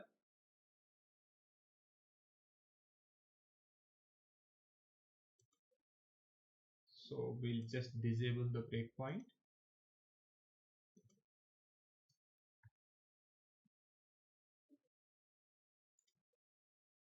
So here now you can able to see the drop down. So now what I will do, I'll register new user test2 and I will enter the password.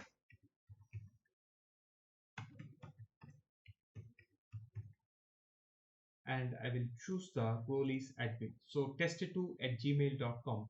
I'm assigning the role is admin. And I will register one more user and will name it as test3 and will enter the password.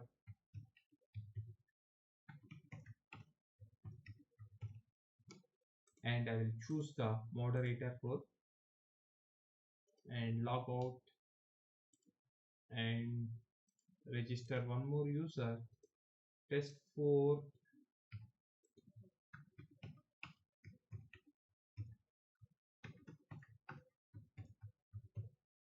and I will choose user. Perfect. So now what I want to do here is I want to add the authorization for this particular product link. Only for user, admin user and authorization moderator, I want to allow them. So for that, I am going to add a if condition at the rate if user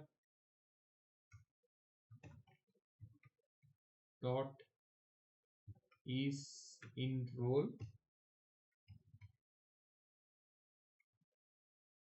and we need to check that particular role enum. So we need to add the reference and dot roles dot admin or if user is role is moderator,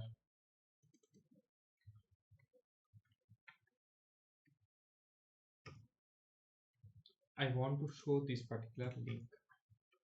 Else, if user role is not matched to any one of these conditions, I don't want to show this product link. So run this application.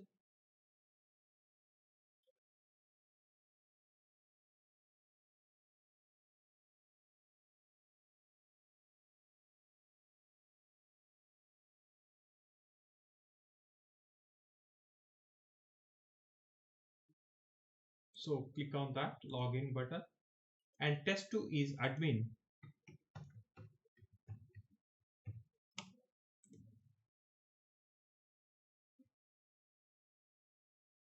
Now I can able to navigate to the product.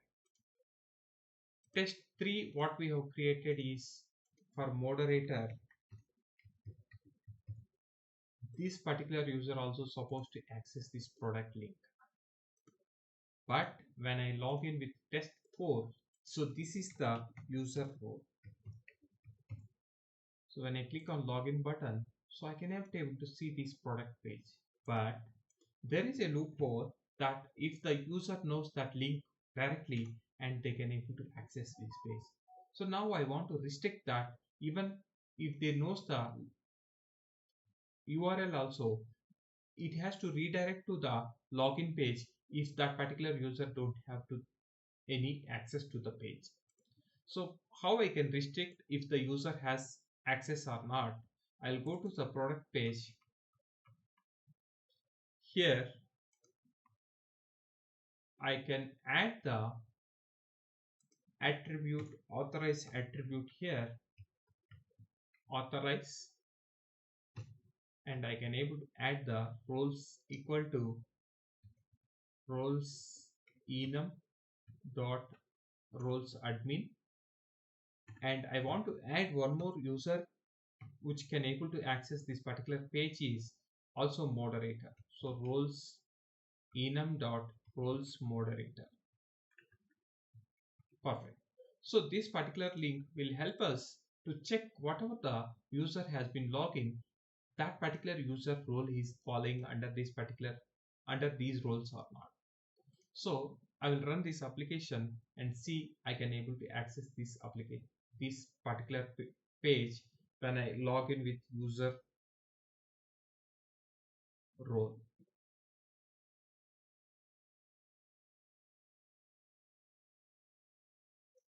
So click on login page and log in with test4. Click on login. I cannot able to see products, but I will try to access using product. Now, when I click on the products, I try to access the products page directly. It has been redirected to the access denied URL. But I did not get a proper page which shows that localhost cannot found. It's showing that that particular page was not found. But I will go to the my solution and check that whether I have that particular page or not. So I already have in my accounts there is access denied page is there. But why it is not showing is because of the address was not proper, not mapped properly.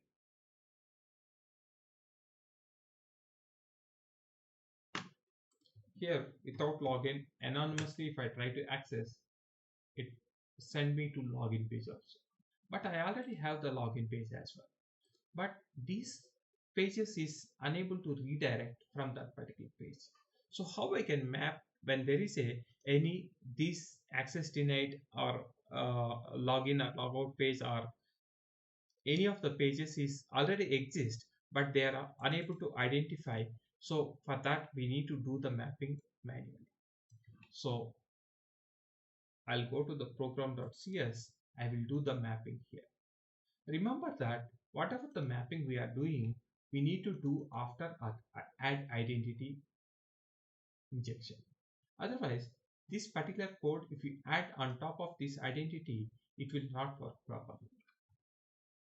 So stop this application and rerun the application to ensure that whether if the anonymous user has been tried to access the page, whether we are able to redirect to login page, and the user who don't have the authorization to the page, whether we are getting the access denied page or not. So run this application.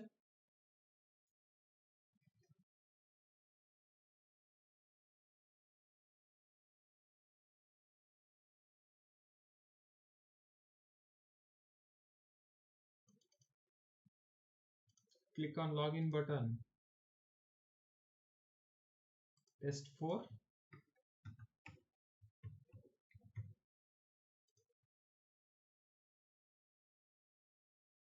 So now I will try to access the product page. Now it has to show access denied page.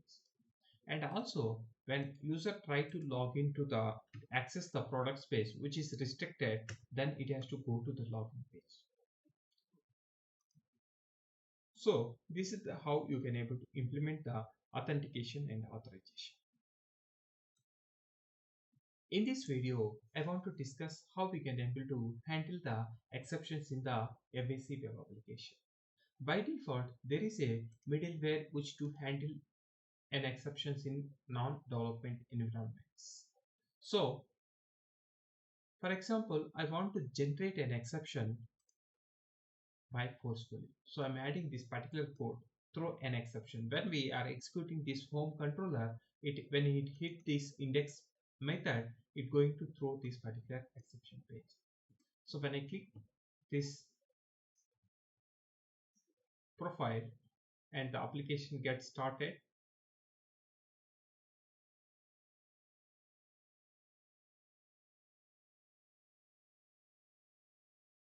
so exception has been hit.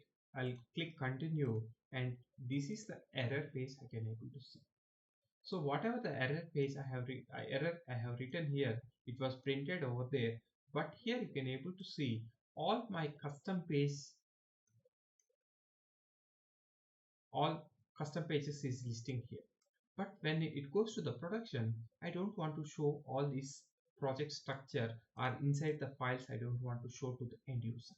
So I want to give a custom error to the end user on that particular error page. So now I want to add a extension logger service.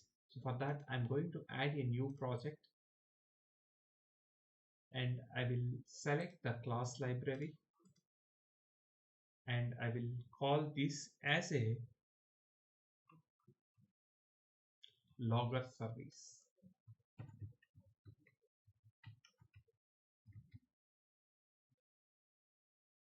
and click on the create button. So here default class has been generated. I will delete that particular class. So here I will create a new interface and I will name it as iLogger Manager. So in this interface, I want to add the logger methods. So in this logger service, I'm going to use the NuGet package called nlog. So I'll just clear this and install the package. And I want to install that particular package into the logger service and nlog. So that NuGet package been added, and here I want to, in this particular interface, I want to add the methods are void log info, log warning, log error, and log not info. We need to log the debug, log debug.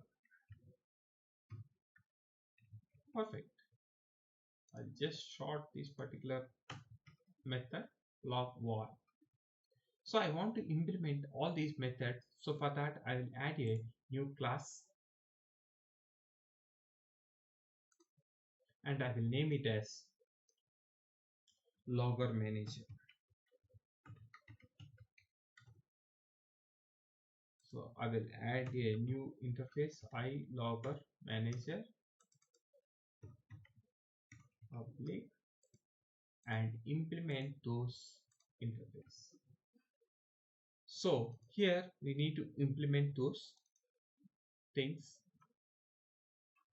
Before that I want to initiate this particular logger. Public static iLogger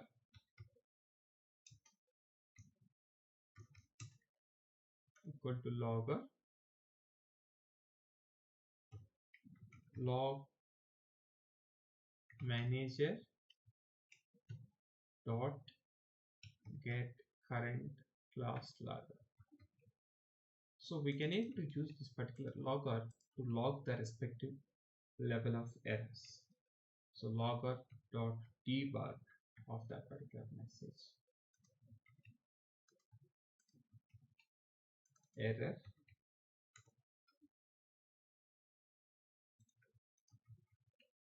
logger.info and logger.warning. Perfect. So we have implemented this particular service. So I want to use this particular logger manager into my web application. So I will add the project dependency. I'll go to the dependency and add the project reference.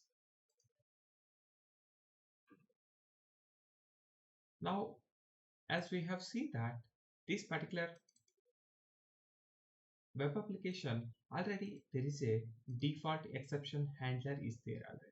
So in this example, I want to extend this use exception handler to show the custom error message instead of showing the all the project file information to the end user.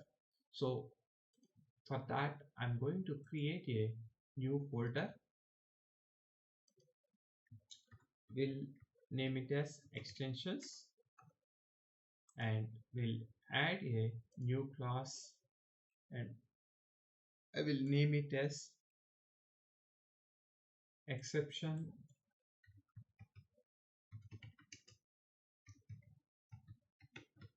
middleware extensions. So this is a particular extension class. So all the extension class should be static. So here I will add a static method, public static void configure exception handler. Here I will pass the parameters this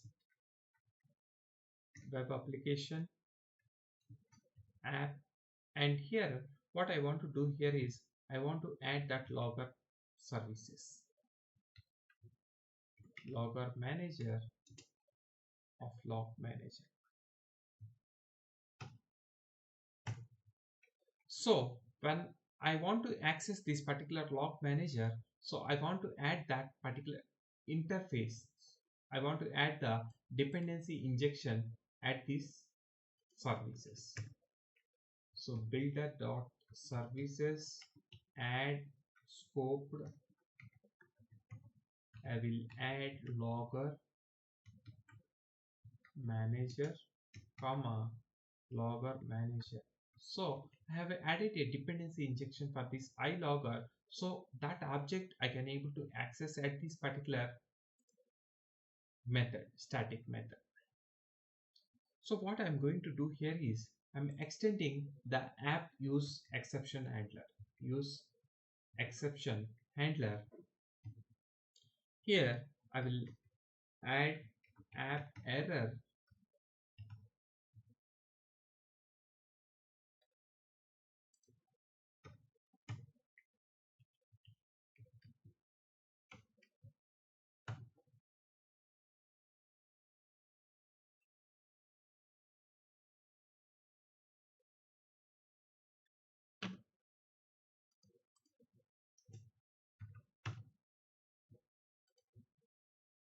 So here we want to run this exception. Whatever the custom exception we are extending, we want to run that application. So app error dot run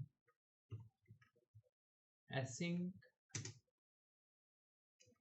context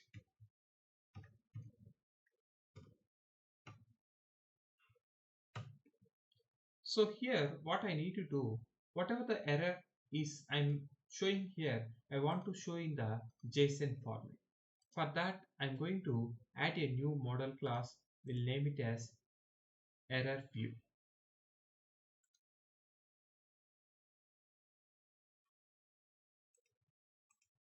So add a new model class error details.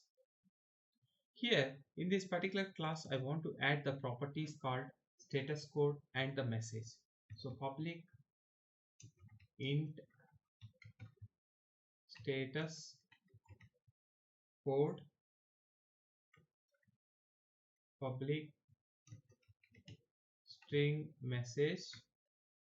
So I want to make this is nullable, and I want to convert that toString into the JSON format. So I want to overload that particular toString value, overwrite string of toString. Here I want to implement a arrow function JSON serializer dot serialize of this. Perfect. So we have done. Now what we want to do here is we want to use these error details in our extension class.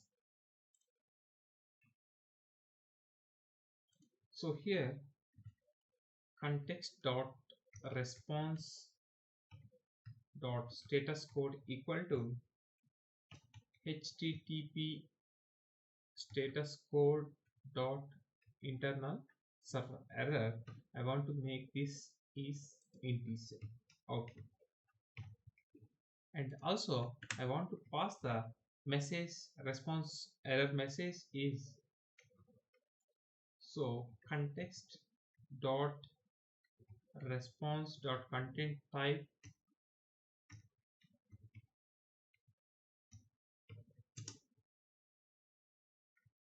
application dot json.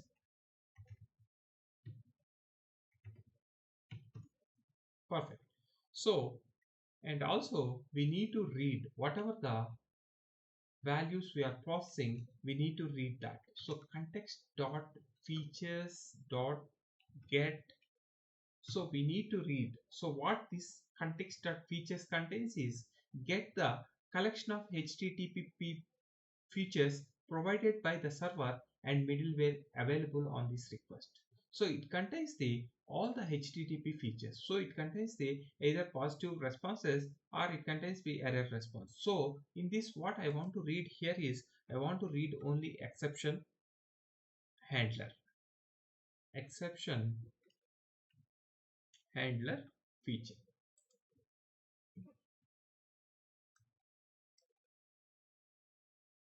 So whatever I have read here, I want to assign to the variable. So I will call as a where context features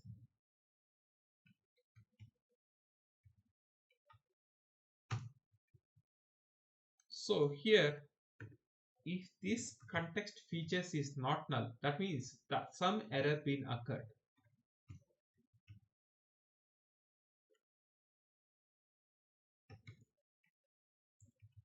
Logger dot log manager log error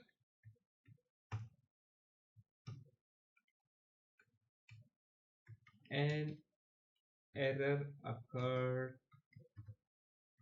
while processing the request.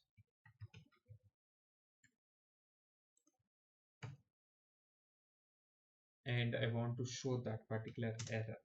So what is the error here? So if I want to pass the error, just add the $sign and context features dot error.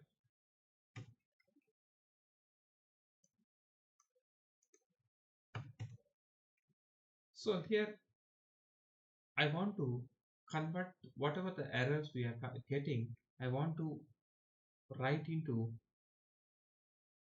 the format which we have been expected format, that is the JSON format. So await context response dot write async new error details.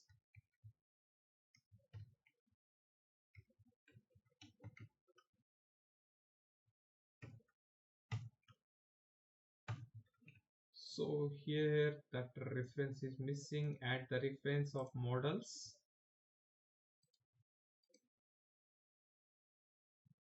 Status code equal to context dot response dot status code comma message equal to internal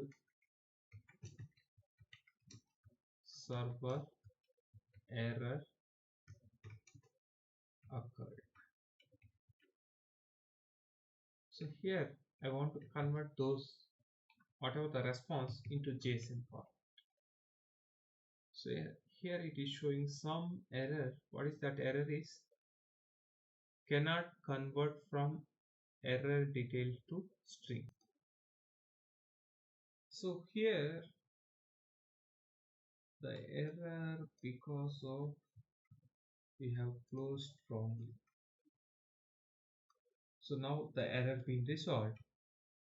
So we want to call this particular exception handler in the program.cs to run this method. So for that I'll go to program.cs. Here I will use the method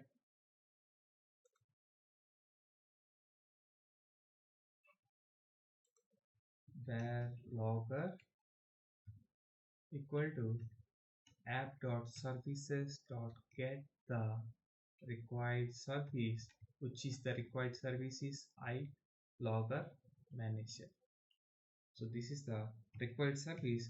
We need to pass this particular parameter into the app.configure exception handler, and we need to pass it. Now we will run this particular application and see how the error been converted into JSON or not. Because we have already converted that particular error message into nice format with the status code and the message. So now whatever the error we are throwing through the application, it should show in this particular format.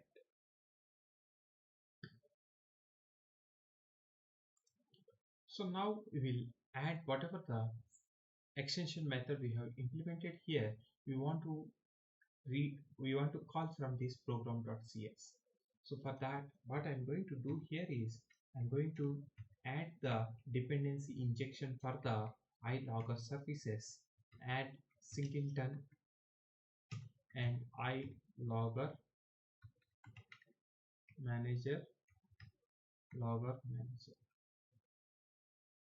And also here I have added a config file which contains the nlog. So this file configuration showing that what kind of errors we have been to write into the file and where we have to create the file and how we can write, which level of logs we have to write into that particular file.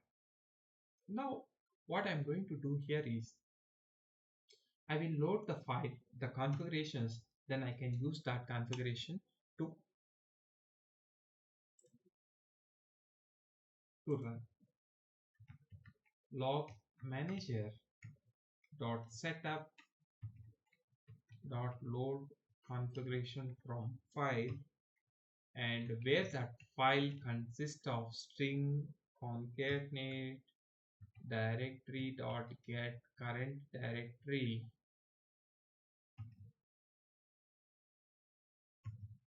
comma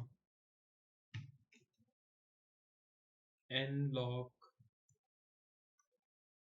So we need to give the file, whatever the file we have added, we need to give that path. So nlog dot const.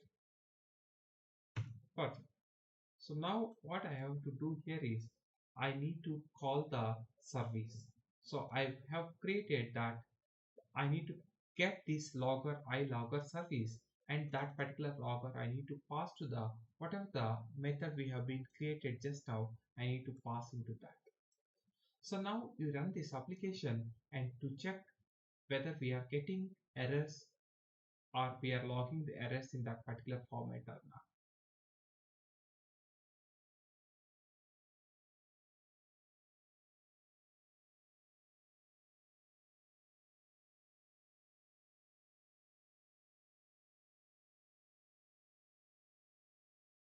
So here in that particular index page, the exception been hit, and I will click on this particular enter button. Now you can able to see the error, whatever error we are showing in the JSON format. The status code equal to 500 and message equal to internal error occurred.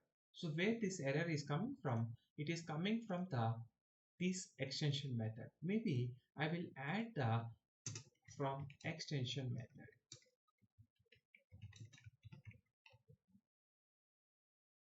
Rerun and see whether that changes has been occurred or not. So now you can able to see internal server error occurred from the extension method. So where this error is printing from the extension method. Also, what we can able to do here is in this particular extension method, we are showing the error only one type of error, but we are not able to customize the error messages for the different of HTTP status codes. For example, here the exception what it was been occurred is general exception, but there might be another errors like, for example,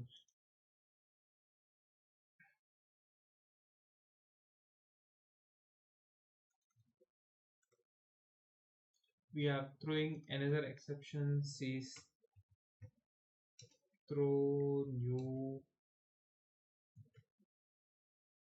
abundant exception. So here you can able to add an abandon new text exception. Perfect.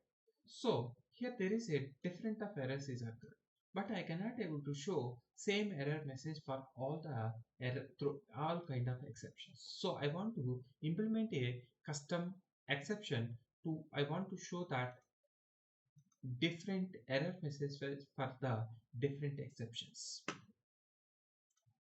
So here I will create a new folder and will add as a custom exception middleware,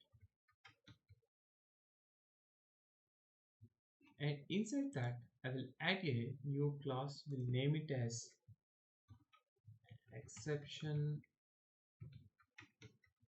middleware.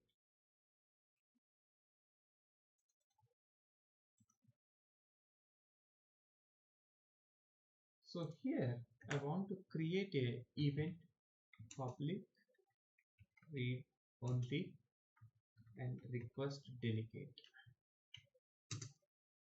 and I will name it as next public read only, and I want to pass that iLogger manager.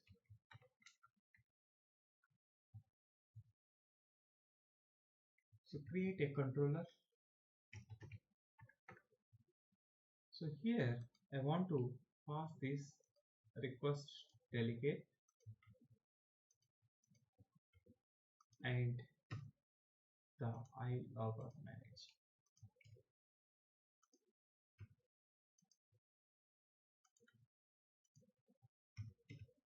Underscore next equal to comma underscore logger manager equal to logger.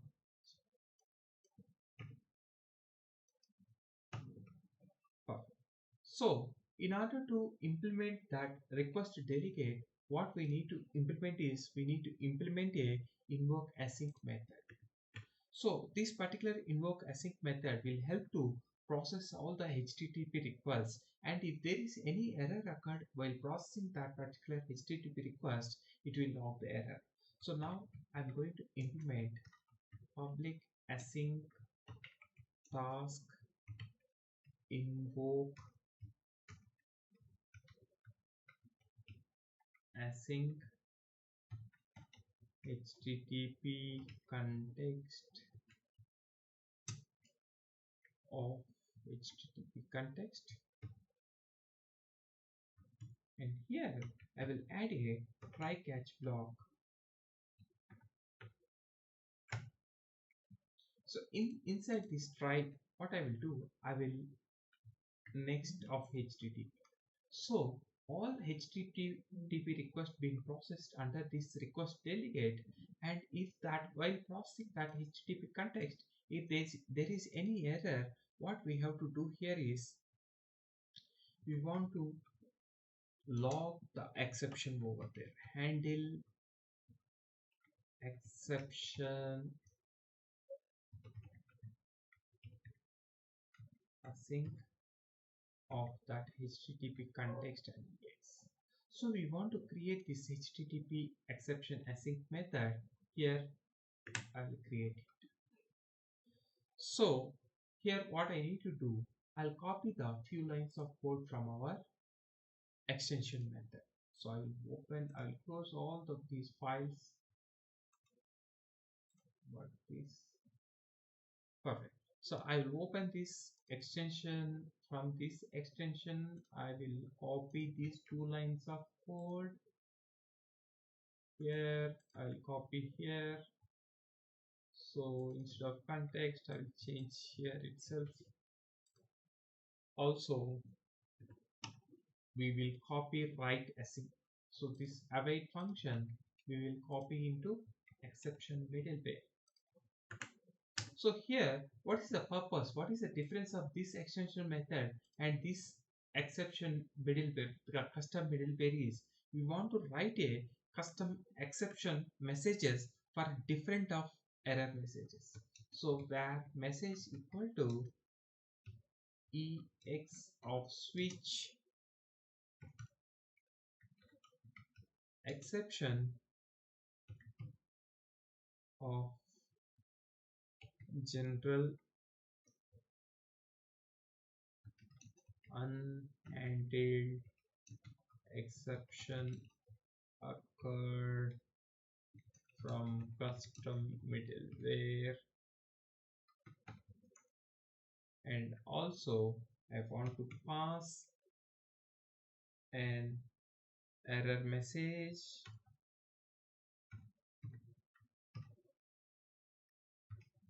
internal server error from custom middleware. Just close. And also I want to add the exception for the this particular unbounded exception. So for that, message equal to ex switch abandoned mutex exception from custom middleware, comma, I'll copy this text for this message and close it. Now what I have to do here is, instead of this standard message, I want to pass this message over here.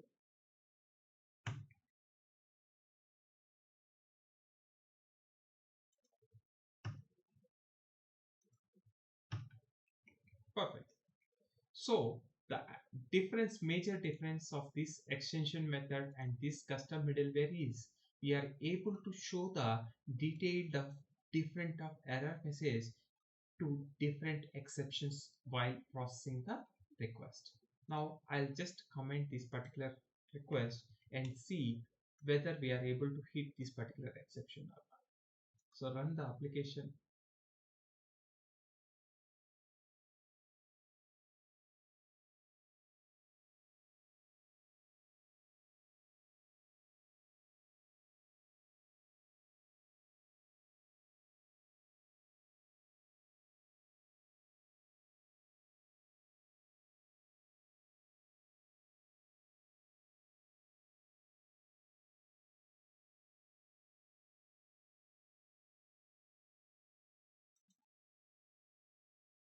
Still it was showing from the extension method. Whatever the custom middleware we have implemented, that error message was not rendered. Why? Because of I have done a mistake that I did not call the exception, the custom middleware from the program.cs.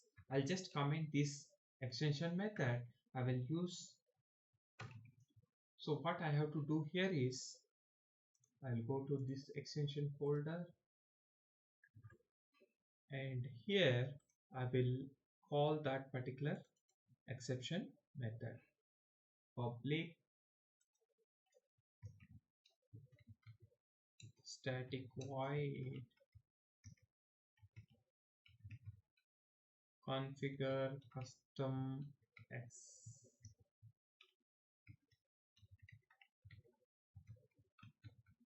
middleware. This web application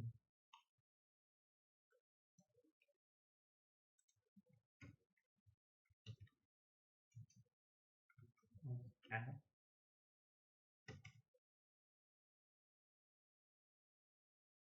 So just copy from here. So what I want to do here is app.use middleware. So this particular middleware will help to run the custom middlewares. Exception.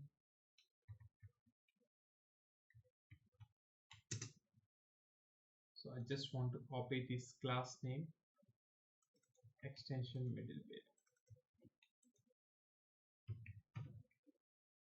Perfect. So here what I want to do here is I want to call this particular custom exception method. Perfect.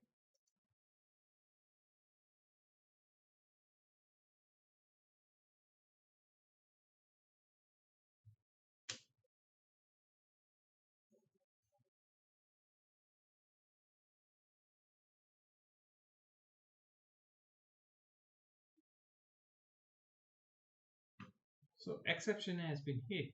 Now it has to show a detail of exception over there. So this is from custom middleware. So now where that exception being rendered is from this exception middleware.